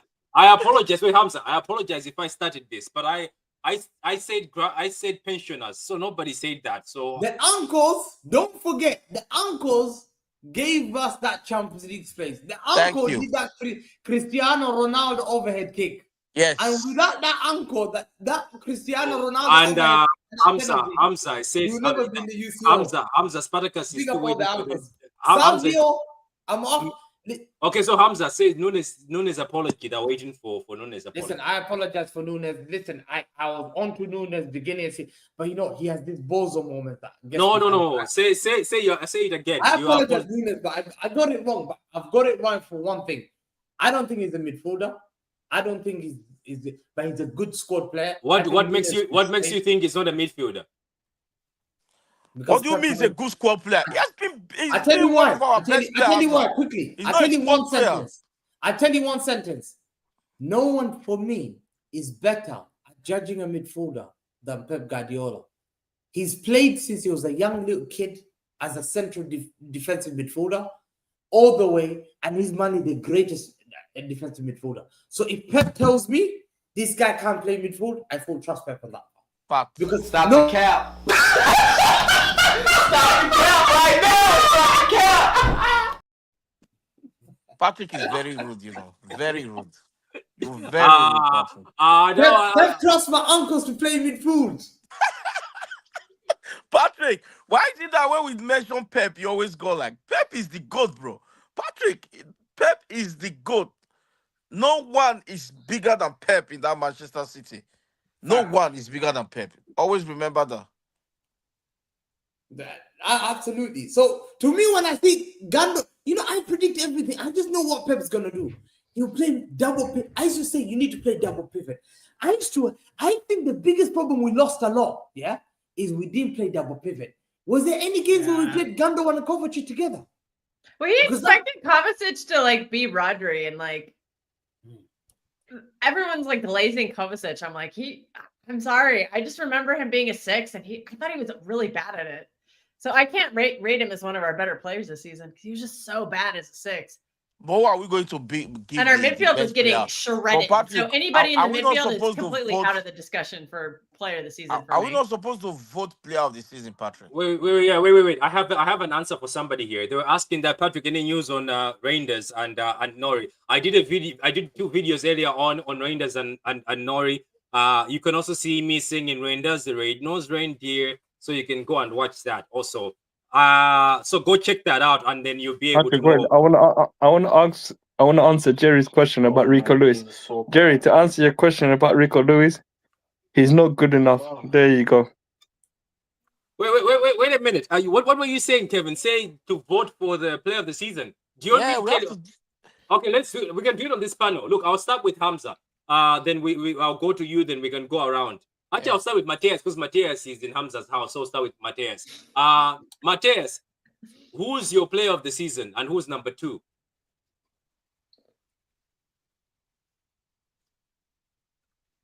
Man, this guy is in Djibouti, Are you in Djibouti? No, I was mute. I was on mute. Sorry. He's in Hamza's house. That's what the problem is. No. We probably have better internet in Lagos than this guy. I know. I don't think there has been an outstanding performance throughout the entire season, because it has been a season of 2 halves. We were only start picking up wins before the new year when we played Leicester, and that was Leicester away. We won that game. That was just before the New Year's.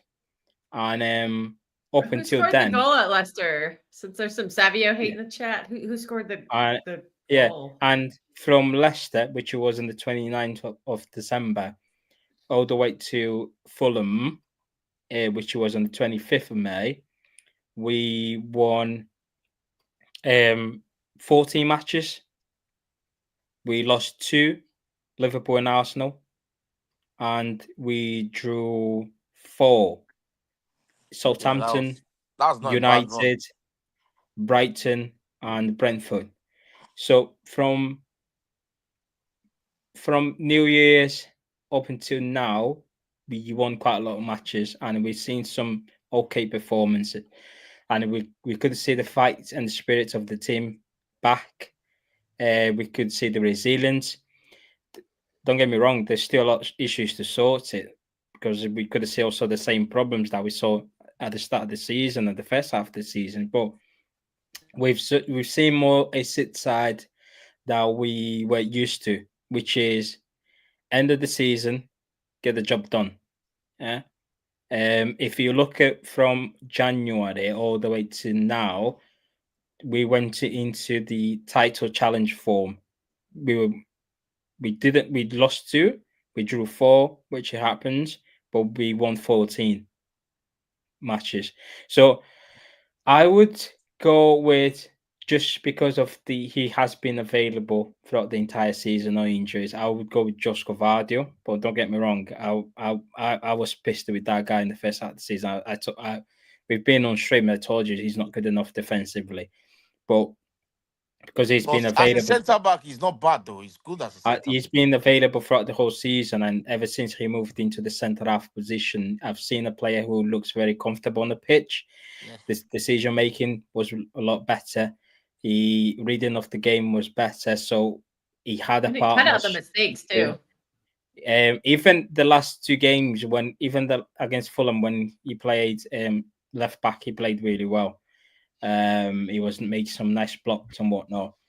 But I also want to give it to bad pass Kovacic. that led to Kava getting sent off against Bournemouth. Yeah. But he Yeah, I only did also that want as a to left back. Yeah, I also want to give it to Kovacic as a second because he's been heavily criticised this season. But I think the amount of goals that he scored this season, it was probably the best goal scoring season he's ever had.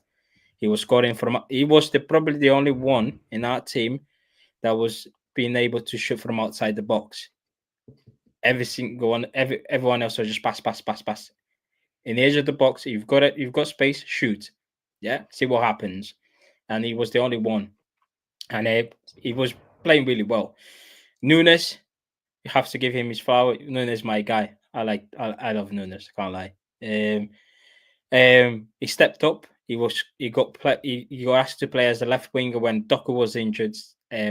Jack Grealish was in the pub. Nunes got called. He was assisting. He was scoring goals. I think he scored 4 goals as a left winger. As a right back, he was playing well. I feel like Nunes, if you cut 1 or 2 balls a moment that he has in games, you can see it. There is a player in there. Do you know what I mean? Even the first, if you look at the first goal, the Gundogan goal, if that was any other right back, they would never make that run with the ball. That is a good run. You know what I mean? And you know what? It's good. You've reminded me of the Bozo moments. You know why? Because other players have been having Bozo moments, but somehow this season there's certain players that people focused on. Like Nunes was well focused. I get it. He made the mistakes, but trust me. Where is that Foden mistakes when we were playing Arsenal? We were bumping Arsenal.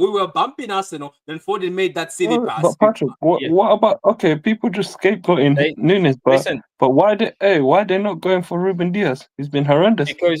Because people got their favor, so it's easier. It's easier to see. So football has been none of us rate Nunes, that's why. So football has been so inclined to social media that even the players themselves, every time after the full whistle, they go in the dressing room. You see, if you've seen in the documentaries, they're all on their phones. They all want to see what people are talking about them. So most of the players, they are fans' favorite. Josko Vardio, Foden, Diaz, Haaland, KDB. The people who never criticize these players, they can make a Bernardo Silva because they're scared. So what they do is, right, okay, let's look at the new boys. The ones I don't like it. Rico Lewis, yeah. Kovacic, Nunes, yeah. I've seen Hamza, yeah, this bold fraud there. Yeah. He hasn't never had the bollocks to ever criticize Bernardo Silva for none of his performance this season, but he was having got Kovacic and Nunes. Wait, Hamza, answer for your crimes. So Hamza, you don't criticize Bernardo Silva. You think he's He wants to keep Bernardo. Stop writing that email to Pep Guardiola and answer for your crimes. Listen, let's go back to Bernardo Silva. Yeah, to me, Bernardo this Silva is not Real Madrid. This is not the 2 goals against Real Madrid because that's the only thing that you've got in your head. Bernardo Silva signed in 2017. Yeah, he's been here 2017, 2018, 2018, 19, 19, 20, 2021, 21, 22. So he's played 7 seasons. Yeah, in his seasons, Premier League games, out of 38. In 2017, he only missed 3. The first season. So what? What does that have to do with his performance this season? Okay, let me give you. In his second season, he played 36 out of 38. In his third season, 34. And how many of those games were good? 35, 34, 33, 33. He has played 404 games. So is Kyle Walker. 51 games. 1 second. He's played 51 games a season. Let's deep it. Gonna get we talk about the player who's been the most used player for Manchester City. That's Bernardo Silva. Kyle Yeah? Walker has So when Kyle you Walker go has come and no criticize Bernardo Kyle Silva, Walker you have to look at has the whole context. Kyle Walker has more minutes than Bernardo Silva in a Manchester City shirt. No, how many go? Okay, one second. I'm looking at Bernardo Silva. We'll come back to Walker. Well, you were criticizing Walker. We'll go to Walker. You never said Kyle Walker. Oh, he played too many games. You were just saying Bernardo Kyle Walker's Silva finished. Get him out. averages 53, 51, 52, 45, 55, 50, 49, 49. He's hit 52 nearly average. Like literally. Dude, shame on Bernardo us, has yeah? been bad for Shame the on past Man 2 City. seasons. He's on Shame the on decline. Man City overusing a player like that. Like we have to. He's the most reliable player we've got. He never complains. Let me tell you the second thing. His wife and his family live in Barcelona. He doesn't complain. He lives by himself in Manchester, in the rainy Manchester, where he doesn't like it. Aguero was living by himself. He sacrificed his health. He sacrificed everything for this. So did Aguero. On the pitch. I don't care about his personal life. He's been absolute garbage on the pitch all season. He's the only man that has been told, "Shut up, you play left back." Hamza, you're a politician. You're enjoying all this pass backward stuff Why he's been would doing. Pep play You love him all the time? killing all of our counterattacks when Well, he just he's causes playing the pass backwards. He's not playing good, Hamza. He's not even making the runs. He's too But slow. it's because he's fatigued. It's our Ball fault. forward. He offers It's nothing our fault. creatively. Okay, Hamza, what? Hamza, what? Are the other players not fatigued? Are the other players not fatigued? No. You think Guardiola's not fatigued? He played the most minutes this season. 4,500 minutes. Hamza, you're a fraud. Hamza, you're the biggest fraud I've ever made in my life. So you've got an excuse you've got a paragraph to write for Bernardo Silva, but you don't have a paragraph for other players. You're saying Bernardo Silva Patrick, Hamza is a politician. Savio has more GNA than Bernardo. Thank you for pointing that out, Spartacus. Thank you. Kelstar, you know what it is, yeah? Mateus will tell you. Hamza is a politician. Oh. He likes this sweet talk stuff. Rather than getting to the point, Hamza is the biggest politician. He will never get to the point. Listen, this is not just Hamza. Who are you keeping next season? Bernardo Silva or Savio?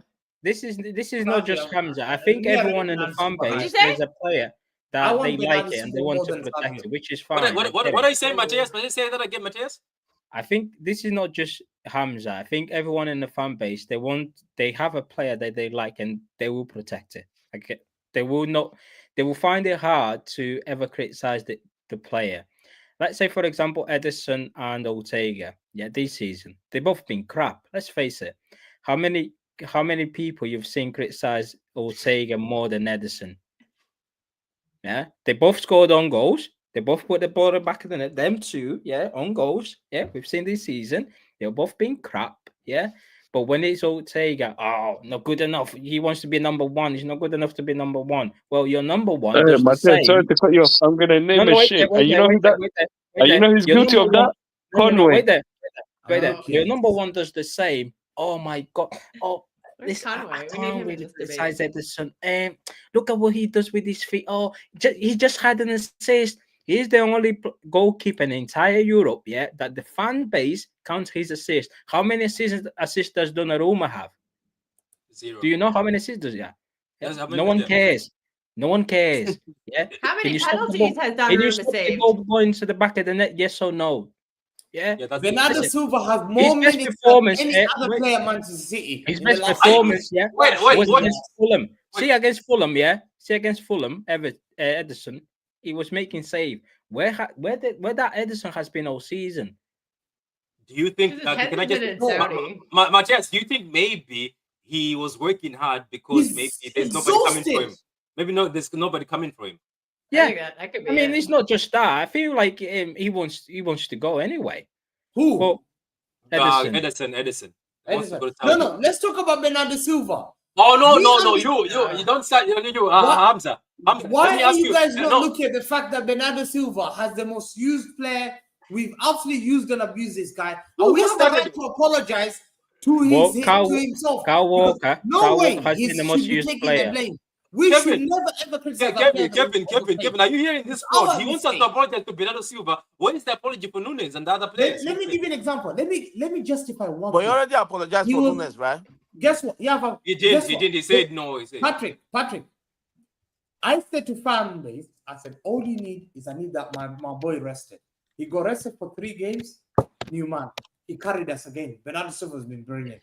Bernardo Silva carried us. Rest. I think Mateus sums up Bernardo the best. He's So mastered the art of looking busy on the pitch. There's certain Mateus, players we perfectly summed up. There's certain players we cannot get rid of this season. Number 1, Bernardo Silva. He's number 1 to go for me. Yeah, no, you want the most reliable players. Good quality, reliable players. We cannot rebuild the squad if Bernardo is playing every game next season. Pep has already said he wants Bernardo to stay and play every game next season. Why are we going to spend 130 million on midfielders to sit on the bench so Bernardo can just pass backwards for the whole season? He will rotate. He'll rotate next season. He's 31. We need to rest him. He will understand that. But Bernardo Silva has to stay. Hamza, wait, Hamza, who is your player of the season? Just tell me who is your player of the season, please. I would have given Bernardo, but I'm gonna give. My God! Oh no! I think Bernardo's in line for my worst. No. You know what? Fuck this, man. Fuck this. I'm sorry, Bernardo. He's one of the worst for me this season. Absolutely terrible. You see this guy, Kevin. You see this guy is a fraud. This guy is. Vadio, Nicorani, and Bernardo. I'm gonna put my guy number top 3. This guy wants to trick us. Okay, Kevin, who's your best player, West player, and young player? My best player is Vadio. West player. No, wait, Vadio, but from Vadio, like just say like the whole season, right? Okay. But from January, I'll give it to Mamouche for me. Okay, who's your West player? My West player is Haaland. Walker. No, Walker is gone. Haaland is my worst player. What about the young player?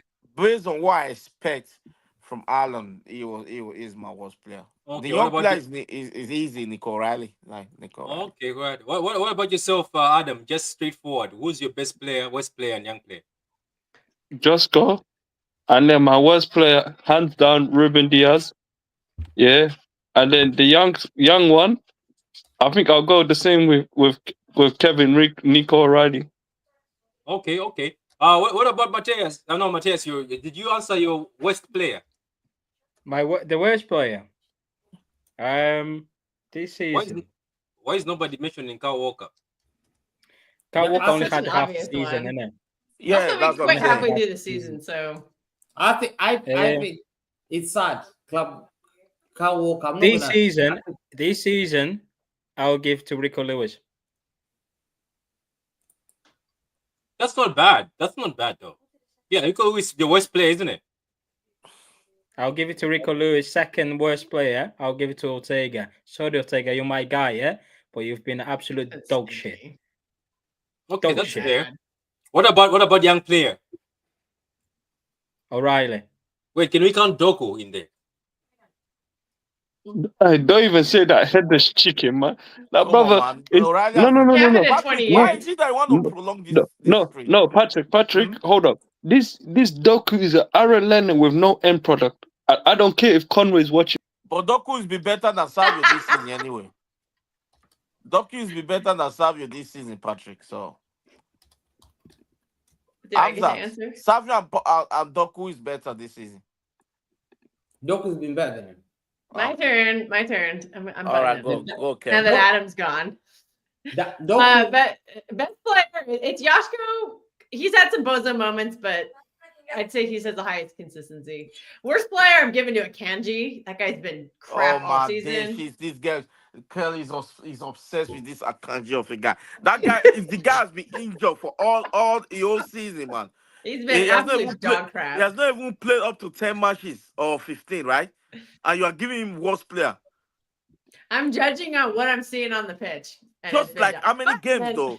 And he came back from it's either Akanji or it's Bernardo because Bernardo has been. I want to say this, guys. Every channel I've noticed on YouTube has got a favorite player. If you slander Doku, I swear, Adam, if you slander Doku, You better buy a Doku jersey, Adam. You better buy a Doku jersey. You can slander Ruben Diaz. Doku is a superstar. Doku Look, is probably the Patrick, best. Mm. Patrick, can I say this here? Look, Mm. Patrick, let me go on, put me on full screen, and I'll say it here right now, yeah. And you lot are my witness, and Matthias, put me on full screen, and I'll say it right now, yeah. Doku next. Okay, so anyway, I never finished. I get to finish my- Hamza. So what's the best player, Hamza, and worst player Wait, and no, young Kel player? is still talking. Oh, Patrick, Kel, Kel go has ahead. not Kels, finished. Kels, go ahead. Sorry, Kels. Sorry. Jeez. Go ahead. Okay, fine. I think Akanji's been awful, but the one who played the most this season, I thought Bernardo had a terrible year. Just constantly killing our attacks by passing backwards and stopping Thank you. counterattacks. Can I change it to? Awful I'm sorry, defensively. Rico just Lewis. piss I'm not giving poor. to Rico. I'll give it to Bernardo Silva. I'll And I'm go gonna with Kel. give I know he's not everyone's cup of tea, and he has been really poor in the second half, but I'm gonna give young player to Savio because he started a lot of games. He does have 10 assists. He can actually find Holland. I mean, 10 assists is some of the highest output our wingers have had since Mara's left. So I'm gonna give him some credit for that. And he's also been playing out of position. He's not a right winger. He should be playing on the right. Or he should be playing on the left, sorry. The problem is everybody just wants to play on the left. Like Marmouche wants to be in the left, Doku wants to be in the left, Savio wants to be on the left. Like the right side of the pitch has been abandoned since Mara's left. Like it was a problem last season too. Like last season, our attack on the right was like Bernardo and Kyle Walker pushing forward. Like Pep clearly doesn't know what to do with the right hand side of the pitch. So whoever gets stuck there kind of gets stuck in a black hole. But Savio has found Holland. I think he's assisted him like 6 or 7 times. And on a team where we need goals and Holland is like the only one capable of scoring, I'm going to give credit to anybody who could find Holland. Isn't that the issue also? That the fact that, like we discussed this earlier on, isn't the issue here that, yeah, isn't this the issue that maybe the fact that all these teams sometimes are looking for Holland, but yet none of them can find him because he's the only one in the box. But Patrick, but Adam, Doku and Savio is be better this season. Adam will say Savio. You want me to answer that honestly? Yeah. Savio. And, again, okay. Look at the screen. Okay. Say it again. Look at the screen. Look at the screen. I dare you. Savio, Kevin, and I'll make a bet with you. The same bet that I made with what's his name, You Conway. don't pay, brother. You are too broke. You don't Listen, pay. Forget about okay, that. Kevin. Okay, Kevin. How about this? I'll come on a live here, and I'll go fully bold like Hamza, and I'll go like you, like an egghead, like both of you. You're not gonna do that. You said you've made promises on spaces, and you haven't done I'm not. I swear to God, ask who some. I've done it. The time that we lost, yeah. Adam, the time that we lost against Spurs, who some said to me to wear a Liverpool shirt, and I said I did. Adam, your second name is a dishonest man. You are a dishonest person. So there's no You're a liar. way. Don't lie on my name. No. way I'm gonna believe anything you say. Don't make any promises. Just say what you want to say. Because you're not gonna do it. Don't lie on my name. He promises a lot, doesn't he? He promises Thank a lot. you, Patrick. This guy even promised somebody a car on Twitter. Kevin, and that person has been looking for him, man. Kevin, don't lie on me. Because what I said it to Husam, and I stuck, and I was a man of my words. Husam asked me, yeah, if I think it was a couple of seasons when he was, yeah. He said, if we don't beat Spurs, I have to put a Liverpool shirt on, and I did that. So you can ask Husam. I'm a man of my words. So don't lie on my name. There you go. Can I ask you something, guys, on the panel? I'll start with you, Kevin, and then I'll go to Hamza. You guys saw the news this morning, and obviously I did a video already, but I didn't get your opinion. Kevin, are you excited that, the Cambiaso stuff has died, by the way, guys? Hamza, Kelster, Adam, and Kevin. The Cambiaso stuff is dead now. Yeah, because I heard that Conte wants to keep him, though. Yeah. So let me ask you, Kevin. Why, Conte's going back to Juventus, apparently? Yeah, he's going to Is he? No way. So are you excited by the news of Ryan and Nori? Patrick, I'm not gonna lie to you guys. I'm not gonna lie to you guys. I'm not gonna listen to any transfer until here we go. I'm not gonna listen to, and I'm not gonna put my energy on any of the transfer until I hear Fabricio or Jack say here we go or City. That's the only time, because I was excited about Cambiaso. I was excited about Vest. I was excited about all of them, but now I'm not getting any of that. So I'm excited about I know Ridolfo, but I don't want to show it, because people will use it to Anori is a baller. He was posted by Fabrizio, and for the past weeks, I think Anori has been posted by a lot But of they are people. Saying, charging City. This club are charging us too much money, man. how much They're are they asking- charging for? I thought they're asking for 40. No, it's But how- 50. but- It's 55, isn't but- it? But Kevin, you know Okay, the thing but is, he's 23 no, years old and he's a baller. but no, I think. Kevin, you're gonna have to pay a premium. Okay, yeah, I think 45.50. I'd pay that. yeah, He's homegrown too. sometimes. No, he's not. Anori can't be Yeah, he going for is. 55, He's man. been there. He's been there 3 years since he was 21. So then when did he come to Wolves then? What age then? He's He came in the year 2020 when he was less than Oh. 21. It sounds like when we you can't say, be, we can't be Screenshot. paying Somebody 55 asked million. AI and they said 55 apparently million the plus Wolves add-on. website says he's Hamza, because that's why when you said Hamza, you do said think homegrown, I was Anori shocked. is worth 55 million plus add-on? I don't know, it's man. like Nathan Ake is homegrown because he was in the academy But, at Chelsea. but Kevin, I So get that that, but happened to listen, him. I think Kevin, sometimes a player of like his quality, you sometimes have to pay the price. And I think, look, in my eyes, I think it's worth the price paying. Because look, if you go to any other place, you're probably gonna have to pay a lot more. Yeah, that's For the probably price. like I can't. Yeah, I can't like I do disagree with that's Adam. probably Adam gonna has be. just dropped. Adam has dropped a diamond. Like, okay, we're cooking, Adam. Hey, We're cooking. Kevin, that's probably going to be the going price for any other player, or if that's just going to be the starting price. Any other fallback, you're right. Any other fallback, like Yeah, look, but we are Anori is a pricing baller. Render. We are pricing Render for 60 million. Render's gonna be Render 55 pounds. It's gonna be 55 pounds. Yeah, so that means that I know it will still That's a pay good 55. price. Come on, Render is way more better than I know. Like Anori is a baller. You no know how player status, no way player status. They're two different players. One is a I left know. back, the other But one's the a status midfield. of a player, if we are paying 55 million for Render, why are we paying 55 million for Ainori as well? You guys, Kevin, can I ask you a question? Is it your money? Why are you worried? No, I'm just saying. No, I know it's not my money, but I'm just saying. That's what I'm saying. Bro. I agree. I agree. Saying I think anytime 55 million is a lot of money for him. But at the same time, yeah, we are in a situation where we can't really say much because we've left ourselves in this mess. The moment you go a whole transfer window, which was the summer transfer in the last summer, without having to address the problems that you had, which is the midfield, if you leave that for the following summer, all of a sudden you won't just have one problem but two to solve. Because let's face it, if we had gone to the last summer transfer window and had bought the players that we needed to buy in the midfield, this summer or even in January, we would just have to address the defense, which is the full backing position, and maybe adding a player in the attack, because we didn't do anything in the summer. We now have to rebuild the midfield and add a few pieces in the defense and in the attack. So when you have so much things to do, obviously the other teams, they know that what you're looking to do, and they know that you're interested in their players, so they will ask a bit of extra money. Considering that you are missing out on your targets, such as Vert, for example, they know that you weren't interested in them and you missed that out, and you're going to. The second option is also their players. But if they've seen it that you were offering Vert 150 million pounds, well, that means you've got money in your bank account. Say it happens with the Belling and the Rice deal.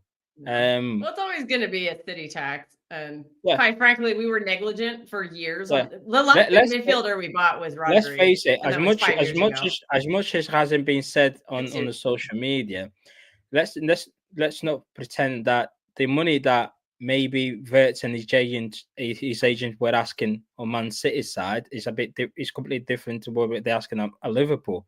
They know, right, this Man City, right, okay, it's not our first option, but they have the money. This is the proposal, this is the signing fee, this is the bonus. Let's just try to get as much money as we can. And Man City was like, no, we're not paying that. You can go to your first option, but when it comes down now, I think its only option is Liverpool. Liverpool won't ask what they want. This is our proposal. You want to come to us, you sign, or you jog on. They said it's going to be 100 million euros. Yeah, listen, it's always that. We listen. Add-ons. because we've got such a rich owners, we've won the lot, but at the same time, you need to also bear in mind that any signing that you're trying to make, they will take the piss. They will try to get as much money as they can from Man City. It happens with Josko Vardy. Don't tell me Josko Vardy is a 77 million pounds defender. Yeah, Well, but it looks Josko like Vardy was being hyped until Messi downed the price, because before Messi did what he did to him, the price was very high for him. It was 100 million, I think. Yeah, Chelsea and tried then- to get him the season before, and I think it was like 100 then- or 110. And then Haaland dunked on Euros. him with the 7-0, and then Haaland also reduced the price. Anyway, Ryan I was and at that Nori, 7-0 game. Ryan and Nori and He was not Kirkus, good. there's this thing that is going around the Kelsey, internet. people in the comment section are saying that he's not homegrown. Yeah, he's not homegrown. He missed it. Oh, I he's think not? he just Okay. missed it. Yeah, he I missed thought it. he was. But anyway- I heard he was. But here are the My stats bad. for Ryan and Nori and Kirkus. Kirkus is the one everybody's twerking for. not So when everyone. Hamza, Kirkus say is going the to name. Liverpool. Hamza, Say the name. name You and can say shame. Hamza. Hamza. Okay, so here are the stats, right? Both of them Say have Hamza, played. not everyone. Okay, both of them have played 30 plus goals. Kirkus has played 34, and Nori has played I 33 prefer games. Nori though. Yeah, Kirkus has played more minutes now, and Nori has got more goals than Kirkus. Kirkus has got 2, and Nori 4. Assists, and Nori has got 7. Kirkus has got 5. Chances created, and Nori has got is on 36, and Kirkus 31. Basically, Nori beats this guy on everything, even the duos won, everything. He just beats him. Basically, just beats him on every single thing. So what I'm trying to tell people is, I think I made a video earlier on. I was explaining to people that people are like, Nori is very attack minded. I was like, yeah. That's what we need, though. We need that. Hamza, did they like to see them stats? Oh, He Hamza, doesn't you're a want it. Kirkus guy. Hamza, you're a Kirkus guy. You're on mute, Hamza. Me, I said Kekes. I'll tell you one thing. I don't say about Ibnuri. Now Ibnuri comes in. I've got a nickname for him. I already said it's baby Marcelo. Sorry. Wow. Wait, who's baby Marcelo? Who's baby Marcelo? I know it. That's a good compliment. Hey, listen, you love that. Baby Marcelo, yeah? The skillful Jogo Bonito skills that he has, all that stuff. This guy, didn't you call Jogo baby he plays like Rodinho? Marcelo. What did the guy Ronaldinho. told me on Twitter? He said, yeah, that's a good one, you know? Because he's like, you know, he's Algerian. And one thing, if you know, I don't know whether you guys have ever played football with Algerians. They're very skillful players.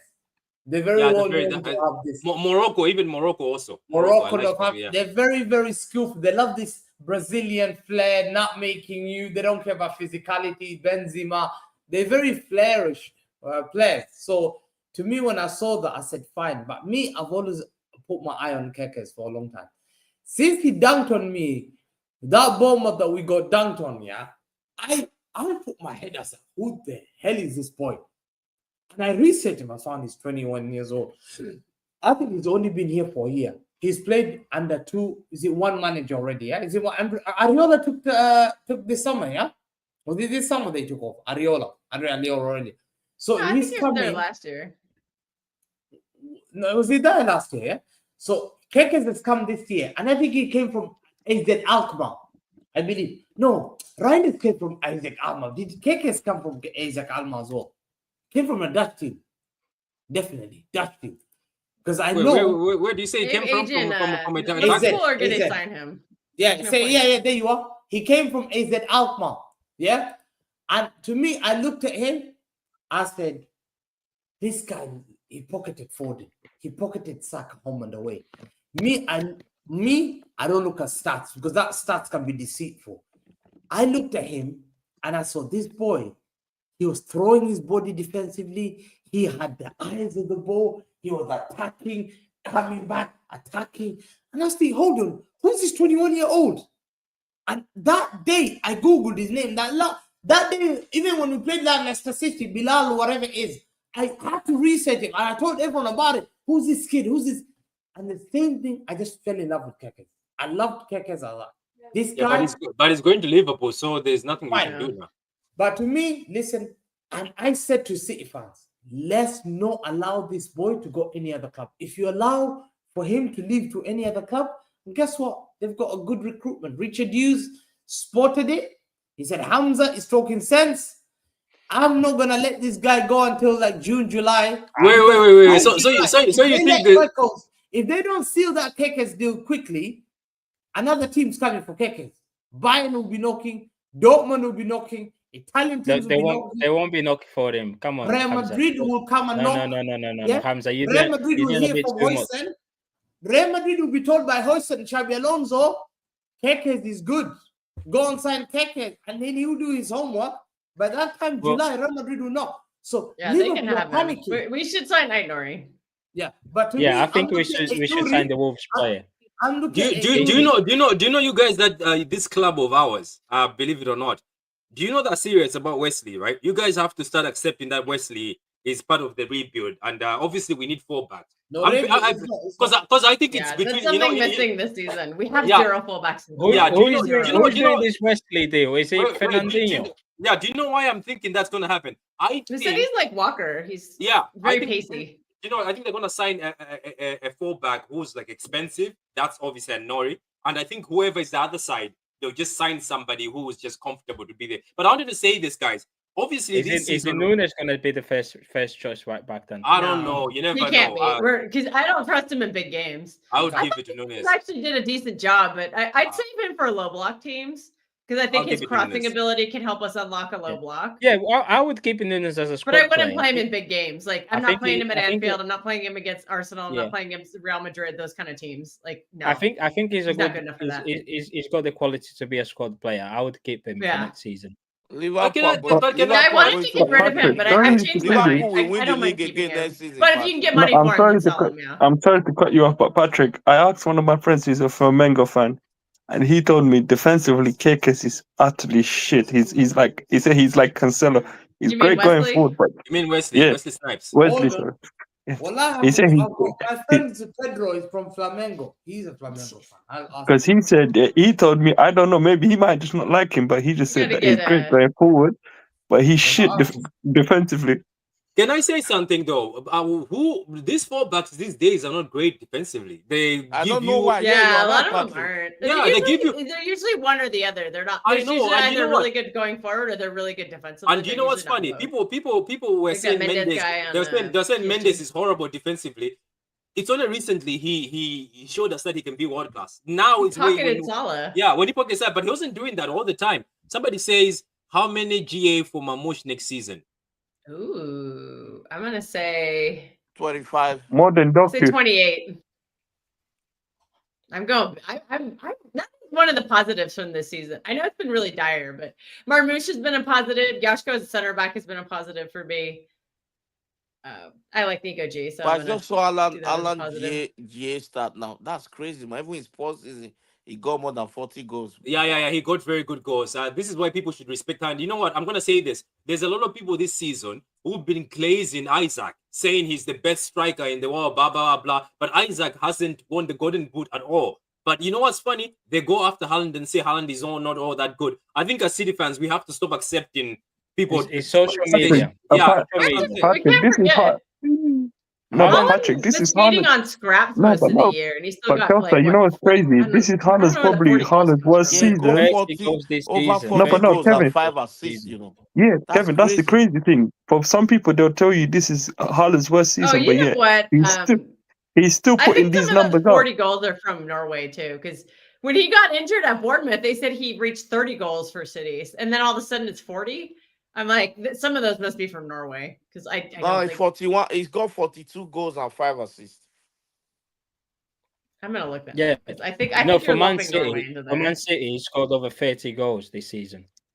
Yeah, which is a good output for a striker. Like when did such output be? Like it's only because Haaland plays for City. Let me ask something before we go. Before we close, guys, like the video. There's about 377 of you, and the likes are on 70. Please put those likes up. Reach at least 100. Have shame. I got clarification here. 31 goals across all competitions for City. 31 goals, 4 assists. Well, that's good. That's a good output for a striker. Let me ask a question to you guys, and I want you guys to answer me this. What do you think? Find him. Yeah, what do you think of this statement by Pep Guardiola saying he doesn't want a big squad? I think he has to adapt. No, I think he's probably just saying that because you know what I'm gonna do. You know what I'm gonna do. Yeah, let me start with you, Kevin. Then I'll point out. Go ahead. Patrick, I've clocked Pep. You know, Pep talks in a way that I don't want to give stuff away. You know, Like when he said, now I just understand. Watch the interview again when he said that, oh, a lot of players are not coming, But I don't think it's just he mean it. I think he's just saying it so that people should not expect. In case when he said that we have a lot of players coming and they didn't come, you get me. So I think we're gonna get at least 4 players this summer. But like he don't need a big squad. I don't think he mean it. I think there's a way that he said it the other day because he said that was a joke. That's what he said. That's what he said. He said that was a joke. But I don't think he actually mean he don't want a big squad. But if we have like 15 starters, it's that's okay. And you bury it, you get other normal players Yeah, in the but team. Kevin, if he goes to 20 players, you're gonna have to get top level players. I'm telling you, if he wants to reduce that squad, it's all good. But I think every player has to be able to play multiple positions. Every player has to be so good at playing multiple positions and being good.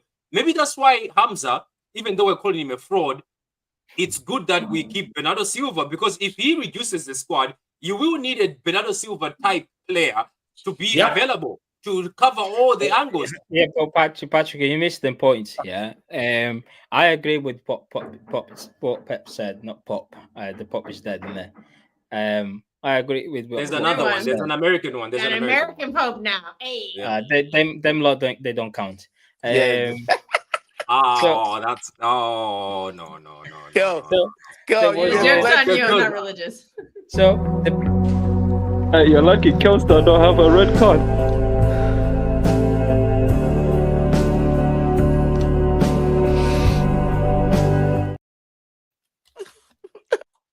That was So the- bad. So- She's giving you a red card for that the one. problem with Pep, yeah, is when we were going into that bad spells in terms of results, he said that, oh, I'm thinking about having a big squad next season. He was saying that things that the fans want to hear. Now he's saying things that he means it. Obviously he got top four. Now he's saying, right, it's okay. That's see, that's what a lot of managers do when they are in when they're not getting results. They will come into press conference. They will feed up the fan base with the things that they want to hear, just to keep them happy, to keep them on their toes. And then last press conference is where he was very honest, and I agree with something that he said. Yeah, and I think when it comes down to this squad building, I'm happy to have 18 quality players, and the rest of the 6 or 7 players, I'm happy to be some sort of fringe players or squad players, because we need to be very careful that we've never had a season in terms of injury that we had this season under Pep. Or this season we had injury, but not as much as this season. Yeah. But if we go into next season, yeah, and out of, for some reason everyone stays fit and you have a bigger squad, you're gonna have a lot of problems within the squad. It happened under What is a big squad to have problems with? What is a big squad? Because wait. Because we're playing in the Club World Cup, you must remember. We're gonna play Carabao Cup. The UCL has changed the format. It's more games. Then more you're gonna play the games. Premier League. You're gonna play the FA Cup. So Facts. that's 5 And the places. Carabao Yes. Cup. Yes, Yeah. a big squad. What I meant by a big squad is to have 2 players in every position. Yeah, That's is 22 to have, then. and it doesn't work like that.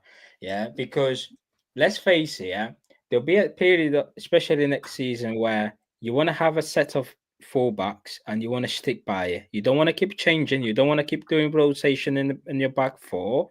So if you have a centre halves for 2 centre halves for every position, then you will struggle to give given time to other players. Let's not forget that if you Ruben Diaz and Akanji staying, yeah, then you've got Josko Vardio and Kusanov. Yeah, Kusanov will need minutes. Kusanov will not be happy to play 10 games next season. Yeah, he will not be happy to play 15 games next season. He needs to play games. Then you go into midfield, yeah, you end up having Rodri. When Rodri comes back, he will want to play games. Whether you feel like, oh, you need to be rest. It's down to the player. Players like Rodri, Haaland, if they fit, they don't want to be rested. They want to play football matches. Do you think Pep Guardiola? I want to ask that. By the way, I would was agree like, with that.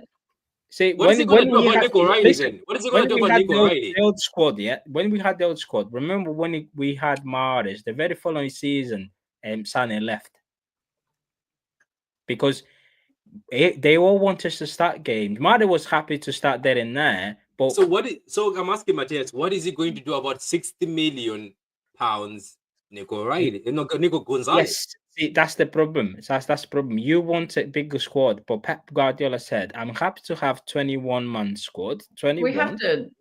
The With difference. We quality. have to sell players. That's And what we then have to I can do. have There's space. 4 or 6 players from the academy because I don't want to have a lot of players right now. Let's say against Southampton, Savio wasn't even on the bench because we can't take Savio. Each game is on the Premier League, yeah, because the Premier League is the first league that starts. Each game you can only take 20. 11 start, 9 on the bench. You need to consider that one of the 9s it has to be a goalkeeper. Yeah. And then you take 2 centre halves, you take 3 midfielders, few attacking players. If we don't manage, right now we've got 29 players. If we don't manage to sell the players that we want to sell, we will not be able to buy the players that we want to buy. It's just simple as that. Because if you don't sell John Stones, which is on 230 or 200, 250, John Stones will not be left at home to give away to Gustinov. That's why Grealish, even though Grealish is not playing, they still stick on the bench. He has 300k a week. Oh. Well, see, the thing with John Stones, though, is you can always count on him being injured for a long time. And when he's injured, he's not in the squad. Yeah. Yeah. So right now, yeah, even That's we don't something have Ake and John Stones, yeah, but there's still a lot of players being left out. Then that's where you start trimming this fringe. Yeah, That's where you start trimming your keys, your and then you Bernardos, also your need to Gundos. consider that They're Nico old and they need to Riley, move on. yeah, Nico Riley, Echeverri, Oscar Bob, them 3 players, they will have to play football matches next season. They'll have to get given minutes. Yeah, I don't get it. They frankly can't as long as there's too many people here. If Kovacic is here or Bernardo's here, guess who's getting the minutes? They're getting the minutes. Gundogan's getting the minutes. Bernardo's getting the minutes. I Kovacic think is we getting have the to be minutes. careful. Then Rangers is getting the minutes. we Then can have Whitey's a getting the minutes. solid 11, and we can have 5. Patrick, I want you to bring bench. the names. I don't know whether you can bring the Man City website of all those players. And we need to discuss who we feel, yeah. And I want to go through like who we feel. Me first, generally, you can't get rid of too many experienced players. Yes, you can. If they're bad, you need to get rid of them. So I think we don't have room. Then the young players are all gone. Yeah. You can't have both. I want to see what everyone said. Who goes? Me, I think Walker, Grealish, Kevin De Bruyne. I've probably done the one. We need to start with the goalkeepers. We need to start with the I goalkeepers. want to see more going on. Scott Carson needs to go. Ortega needs to go. But he's just a squad player. It doesn't matter. Why do you need to let him go? Carson doesn't care if he's in the squad or not. And you, not doing unfortunately, anyways, I'm off. Take care, guys. Enjoy the show. Adam's like, I'm out. Yeah, but So just kick Scott him out. Carson. Go, Pat. Yeah. Scott Carson is no question. Why do you get rid of him? What does he do? Nothing. He's just there. But he's also not in the squad, so he's not he's not taking someone's spot on the bench. No, he's on the squad because of the homegrown. He's homegrown, yeah. You know what? Ignore the keepers. Start with the defense because this is the defenders you have. We know that. This is the one that killed me. This is the one that Esbrand is going. Esbrand is going. We know that. Walker is going. Wilson Esbrand will leave. Yeah, but Kyle now look Walker at this. will leave. Look, we've got 1, 2, 3, 4, 5, 6, 7 centre backs. Right, okay. Walker and John Stones are leaving. Is that what you're saying? I don't think John Stones. No. I say Esbrand is going. Esbrand Walker. He's on loan. Kyle Walker will go. Okay, so out of the centre backs, you've got Akanji, you've got Nathan Ake, you've got Ruben Diaz, you've got Josko, you've got Kusanov, you've got Victor and you've got. I think Victor go on loan. Let's do the one that will definitely stay. Diaz and Josko stays. Yes Diaz or and Diaz, yeah, they are 100% staying. I know Akanji will stay no? Okay. because I know who Akanji is. Do you believe Nathan Akanji Ake? needs to go, but he won't. He won't. Nathan Ake. He'll play all does the he minutes, go? and Husanov will get pissed off because he won't. Can I be play. honest with you? Do you remember when Pep Guardiola made that comment that we need players that play for 3 days? I think Nathan Ake goes. Nathan Ake stays. The problem with Ake and Stones is they're homegrown, and we are They're homegrown. seriously having a problem with that in every. They're homegrown. You can't So- get We rid of have them. we can only have 17 foreigners. I think Husanov counts. Victor Hayes would not count as that because he's You don't- young enough. Yeah, but so Vardiel counts, Diaz counts, Akanji counts. yeah. So what Husanov are you? counts. So wait a minute. So just because you're, but if you cannot play every 3 days, does it matter if you're homegrown? We're gonna have to get rid of you and find somebody else. Yeah, it's because we have to important. have homegrown players. Or You have you to. can literally have 17 foreign players, and that's it. The rest and- have to and be I'll tell you the homegrown, and problem, Patrick. otherwise we won't have a squad. Patrick, you have to think about next year. John Stones and Ake's contract running out. Yeah, I think Ake, I don't know, but I know Stones running out next Only season. is Ake is not. Stones, Ake is Bernardo 2027. next season are done. No, Ake is 2027. Johnston and 2026. Ederson Okay. is as next So season. Yeah, Stones. Ake Akanji are 27.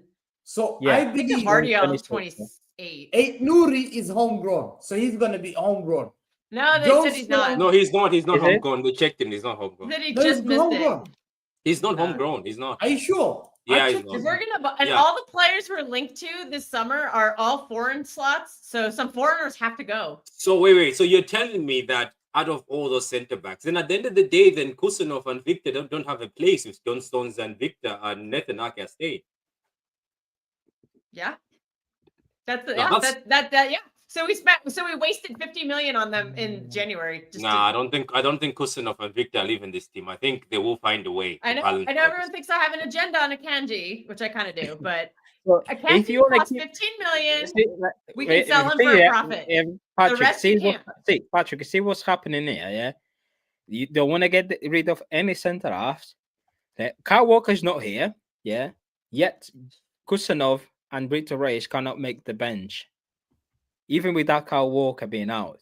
So you're telling me that there's Yeah, as soon as actually a- Akanji came back, they were the ones who got shafted. so basically you're telling me that these two kids might go on loan. No. We can only loan 6 players, too. Need to go. You can only loan 6. Oh yeah, there's also okay. So look.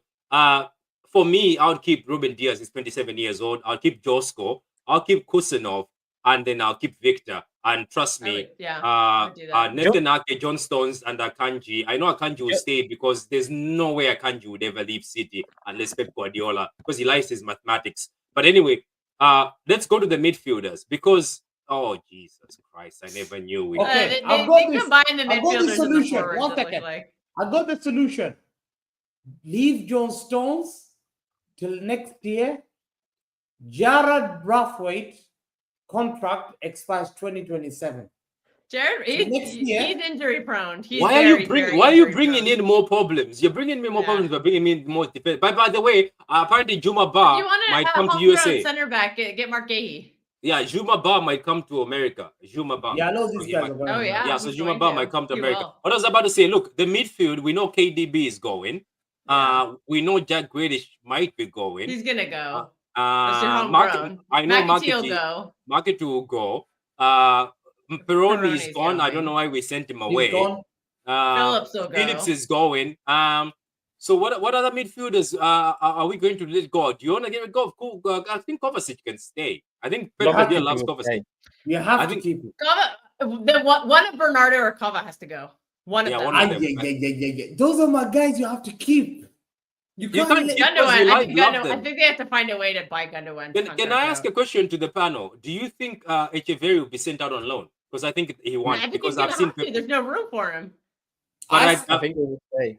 I think he he'll will stay. stay. but he You've will- seen Pepas brought him in Well, quick it's game. nice. Yep. He He's will under only stay. 21, so will he doesn't count towards the foreign contingency yet. So you He can will kind of get only away with him as stay. a free slot. I just think he needs to play, and I don't see him playing if he Yeah, has but he Bernardo, only Gundo, stays- Kava, He only plays Rangers, if Morgan Gibbs Bernardo, White, Nunes, either Nico G, and Bernardo Rodri or in front of him. When is he going to play? if either Bernardo And Gundo Marmouche. goes, he will stay. If none of them go in the summer, then Echeverri will be sent on loan. Because let's face it, if them two stays, Bernardo and Gundo, then there's no way. Yeah, even if they become a squad player, they will play. They will play a lot of They'll games. play all the minutes. Yeah. I'll- The I'll- problem with these I'll players give- is that when I'll- Pep trusts I'll- them, they play all the minutes. Yeah, I'll you And know that's your why the manager. new players can't get the minutes, and that stunts I'll the give- rebuild. That's why we're not getting better. That's why I'll we had give- problems this season. People forget how bad we were earlier this season when Bernardo was starting every game, when Cavo was starting every game, when Gundo was starting every game. They are can't not get rid of good them. players anymore. They need to be phased out, and they won't under this manager. So the sporting director has to remove them, or else they'll just play every one game. second, They'll let me miss say, Champions League next season. I'm gonna make it clear. Kusanov is going on loan. Clip me for this, yeah. Kusanov is going on loan. Victor Reyes is going on loan. Echeverri is going on loan. I've stuck by this. Yeah, Echeverri is going on loan, whether you like it or not. Yeah, but that's your 3 new signings that you send them out on loan. 1 second. That's a very bad And we business. only He's get, going to we only Girona get probably. 6 loans. You only are allowed 6 loans, not 8. And we have to burn one of them on Jack Grealish. We probably have to burn one on Calvin Phillips, and maybe Kyle That's Walker. true. That's true. If we can't get rid of Kyle Walker, we have to loan him. What about Jack Grealish? They might loan Jack Grealish too. They have to loan him because nobody's going to buy him. We're stuck with him. He has a terrible contract. He has $300K a week, £100 million release clause. Like we wasted so much money on him, like cap space, basically. Like So wait. you have a certain amount of money you can spend, Pep- and we're spending a massive amount of money on Jack Grealish when he 100. contributes nothing. So Pep said he's gonna have to get rid of 6 players. Good luck to him. 6 players. That's what he said. Yeah. I don't know if So he was joking. 1 second. Let's go back to the Some of them defense. we have Who's to try to leaving in sell, that and I don't know defense? how we're going to get any money for him. Defense, I we think- said 1, 2. That's why I I say think Akanji because look, he has look. value, and you get. I think Look, you can get money for Akanji, and I think you can get money for Kovacic. You can also get money for Ake. I think people would buy Ake. I don't. think- Injuries. No, I Okay, think how people would many- buy Ake. I don't think so. 1 second. We stuck by the 2. Who believes Rico staying? I'm I'll on the send him fence. alone. I don't know. I would send him I I think think alone. he should get a I loan, would- but I I don't would- think I we have would enough tell him. numbers for loans. I would sell him. No, he's gone. Are Yeah. we agreeing he's gone? I would sell him. Yeah, I he's would gone. cash Yeah, on he's him. gone. The He's problem gone. is he's going to be homegrown next year. So it's like Yeah. the quota, Listen, and Pep loves him. Rico There's Lewis, just we no all room know. for him. We all know, yeah, that Rico Lewis is not good enough to play for this team going forward. Yeah, Victor he Reyes, didn't cost us any money. He was academy player. Let's make a profit out of it. Sell him. okay, Victor Reyes. Keep. I would. I would want to him. keep him. I like him. I'd rather No, no, see do him you play think than he's staying? Stones, Do but you think he's Yeah. staying? there's no point. I- He needs to go Rico- play, so he should. get I loaned. would keep Victor Reyes and sell John Stones. Okay, 1 second. Because Do I I you feel would like think- they're too, similar but I players. don't think we can get. I don't think we can sell Stones. No one's so gonna we buy him. all be- 1 second. 1 second. Who's gonna buy him? You guys believe Victor Reyes is gonna stay?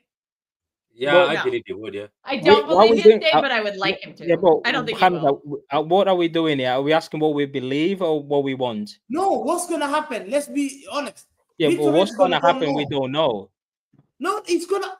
Victor Reyes has not even touched the pitch. Why would he be given another year not to touch the pitch? I He's don't not know. playing. I thought we're moving on to like we're evolving. Like, look, at the end of the day, look. Patrick, Can we not keep Ruben Diaz and Josko as the senior defenders and then have Kosanov and Victor Patrick, stay? he's not even played. Patrick, Also, you have to he's realize not played. Victor What Jesus- makes you believe he's gonna play next season? I don't Why know, would he man. keep him for 4 months? Okay, it's hopium. It's hopium. It's hopium. Why do we lie to ourselves? Victor Reyes is going on loan. Rico's gone. Kawaka's gone. Espan Brand. The question is, those senior defenders, I don't know. Kusanov, I'm 50-50. I think he might go. I think he I might would. go. low. I think out of Kusanov and Hayes, it'll be Kusanov who stays. Out of the, Yeah, if you had Reyes to tell me, is gone. to pick. So when Reyes goes, and Rico Lewis and Kyle Walker, and that means you're short. One will have John Stones. 1, 2, 3, 4, 5. 8 Nuri comes in 6. We're short. Wesley. Yeah, 7. do you know what's gonna happen? I think you're right. But before I close the show, because I have to go to the shop, they're gonna close Lido in a few minutes. I think what's gonna It's happen bank is holiday, is it? screw it. Is it closed Hamza, already? we should continue. We should do this on No, your it's not. channel. No, it's not bank holiday. It's not bank holiday here in Ireland. So they're not gonna Okay. close in a few minutes. I'm gonna have to cycle there because the car, you know what? I have no comment. Anyway, what I was about to say, I'm Car's saying broken down. His I- car's I- broken down worse than John Stone's. I know. Yeah, I can't wait to just see who are they gonna get rid of, because if they really want a small squad and somebody who plays every 3 days, they're gonna have to look at that squad and pick one of the best. But also, maybe that's why Yeah, Pep Guardiola says only 2 people are coming in. Yeah, let's put it that way. Yeah, John Stones has had more days, more holidays than Santa Claus Yeah, The you're this right. problem year. is we have a contract for him. Yeah, And We it doesn't can't get end rid until of. next Do summer. you know? Do you know listen, people we don't rate John John, Stones and I can thinking of the injuries, but other teams are so attracted to such players they'll take them. I don't John think they Stones, do. John Stones is the best centre half we've had at the football club. He's the best up there. In terms of all around centre halves, John Stone is the best we've got at the football club. He just But doesn't play. He you just can't you doesn't can't play. rely on him. He's never fit. He can't, Unreliable. Yep, because exactly. we've seen the quality when John Stone is fit. We've seen the quality that he brings into that team. He's just a phenomenal footballer. He's a brilliant centre half. But at the same time, we're going to a period of transition that we need players that are available to play every 3 games, especially with the new Champions League format, rather than playing 6 games now. It's 8. Carabao Cup, FA Cup. Listen, is a lot of games, and if you guys remember, yeah, remember during the treble season, it was a World Cup year. Remember the last 2 games really poor because obviously the players were trying not to get injured because they want to be in the World Cup. I think we lost against Brentford at home before they went to international football. And it might happen again next season because next season, at the back end next season, we've got a club. I think we've got the World Cup, and it comes down to if it comes down to title races again, we need to make sure the players are active before they start thinking into going to the World Cup. So I get it, Pep Guardiola. I don't think he will build it. I don't think he will keep the same numbers of that he usually does, but I feel like he will add a bit more quality this time. He has to. Let's He has say no we choice. can have 21 men squad, but he instead of have 18 quality, he would go maybe 20 quality players and bring in a few academies there and then keep the young players like O'Reilly, Bob, Echeverri, for example, and Kusanov in there. So it should be an interesting mix. It's obviously up down to the club now and Pep to decide Yeah, what they're going to do with we'll see. players We'll that see. we need Yeah, to sell. we'll see how it I think goes. the problem for Pep is if he wants a small squad, that's going to mean removing some of the players that he wants to keep because some of them just frankly aren't good enough. They're either unreliable or they're just not good enough anymore because they're getting older. So I Yeah, don't think Pep is ready to because see Pep this wants to get comment rid of in the younger there. players. He doesn't want to get rid of Bernardo. He doesn't want to get rid of Akanji. He doesn't want to get rid of Stones. He doesn't want to get rid of Ake. And these kind of players are taking up the spots that the new players that the club needs to go forward as a club. They're being blocked. Like they're See literally this being comment blocked. in there about Rico Lewis. Yeah, Rico Lewis is not taking any place on the 20-man squad. Yes, however, he will take place on the bench. On the bench. You will still need to if let's say for example, yeah, you might not be able to register Rico Lewis, and you might be able to register all the players, but when it comes to a match day, Rico Lewis, we want to be on the bench and get us some minutes. Just because he doesn't Yeah, up Jack in is the currently 20-man squad occupying that doesn't spot. I mean think Jack is he will causing some not of he will these not want any minutes. issues. Or doesn't mean you can just leave him at home and bring him when there is a Carabao Cup. Remember, That's why we should either sell him or loan him. But on that note, I yeah, have to go to Lido before they cross remember Lido. that we only play Carabao Cup once a month. We play one game in September, then which is the 5th round. Then we've got the 4th round in October. Then we've got the quarterfinals in November. Then we've played semi-final in January, and then obviously the final in around end of February or March, beginning of March. We don't play that many FA Cup games. We play one game a month. I've got an And in the answer for Champions League, this. There's certain players in this league that are getting 50K and they're better than Nico Lewis. There's certain players in this same Premier League that are getting 50K. On that note, I'm gonna say goodbye to everybody. Thank you very much for the show, guys. There's a lot of shows that were done today, about 3 shows. So go and watch them. I know we're getting a lot of love, but go and watch. You guys can go over to LB. LB is doing a show, a panel show. So go over to LB. I'm not going to redirect. I think I'm just gonna tell you guys, go to LB so you can continue watching. But big up to you, Hamza. Big up to Adam. Big up to Kevin. Big up to Mateus, and big up to Kelkster. I have a show with Matthias very soon. I also have a show with Hamza very soon. Then I have a show with Kelkster. So the Hamza one is Friday. The Matthias one, we haven't found the day. The one with Kelkster is Thursday. The one with Hamza, it's called Citizens of Chaos. It's going to be full of chaos. And then I'm gonna do a fandom with Matthias. Are you gonna start bringing Martin just for 15 minutes into Hamza's show? I'll be bringing Martin. I'll be bringing Martin to just trigger Hamza every Friday just to make sure. Because when Martin is on vacation, Martin is in what Tenerife or whatever you call it. Tenerife, I think. One of these. Yeah, so he's enjoying himself, and you know what? I'm happy for Martin that he's resisted joining panels, because if you're on holiday, just resist panels. Don't come to panels. Hope you're enjoying your vacation, Martin. I was on holiday when I was getting 1 in 13 beating. I went on holiday, got dunked by Real Madrid. I know, it was bad, isn't it? 2 in the morning in a small Kenyan, lovely outside, like beach house, whatever. It was so nice, and people hearing me screaming, bashing plates down, and all that stuff. That's good. Neighbor said, "Are you okay?" I said, "Listen, I'm going through stress, man." It was tough. It was tough times, guys. Don't forget to like and subscribe and share the video, and we will see you when Matthias decides to have better internet and obviously decides to do the show. Wins tackles! It's a title winner! Perfect end to a perfect day. Manchester City 4, Manchester United 1. Oh, what a hit!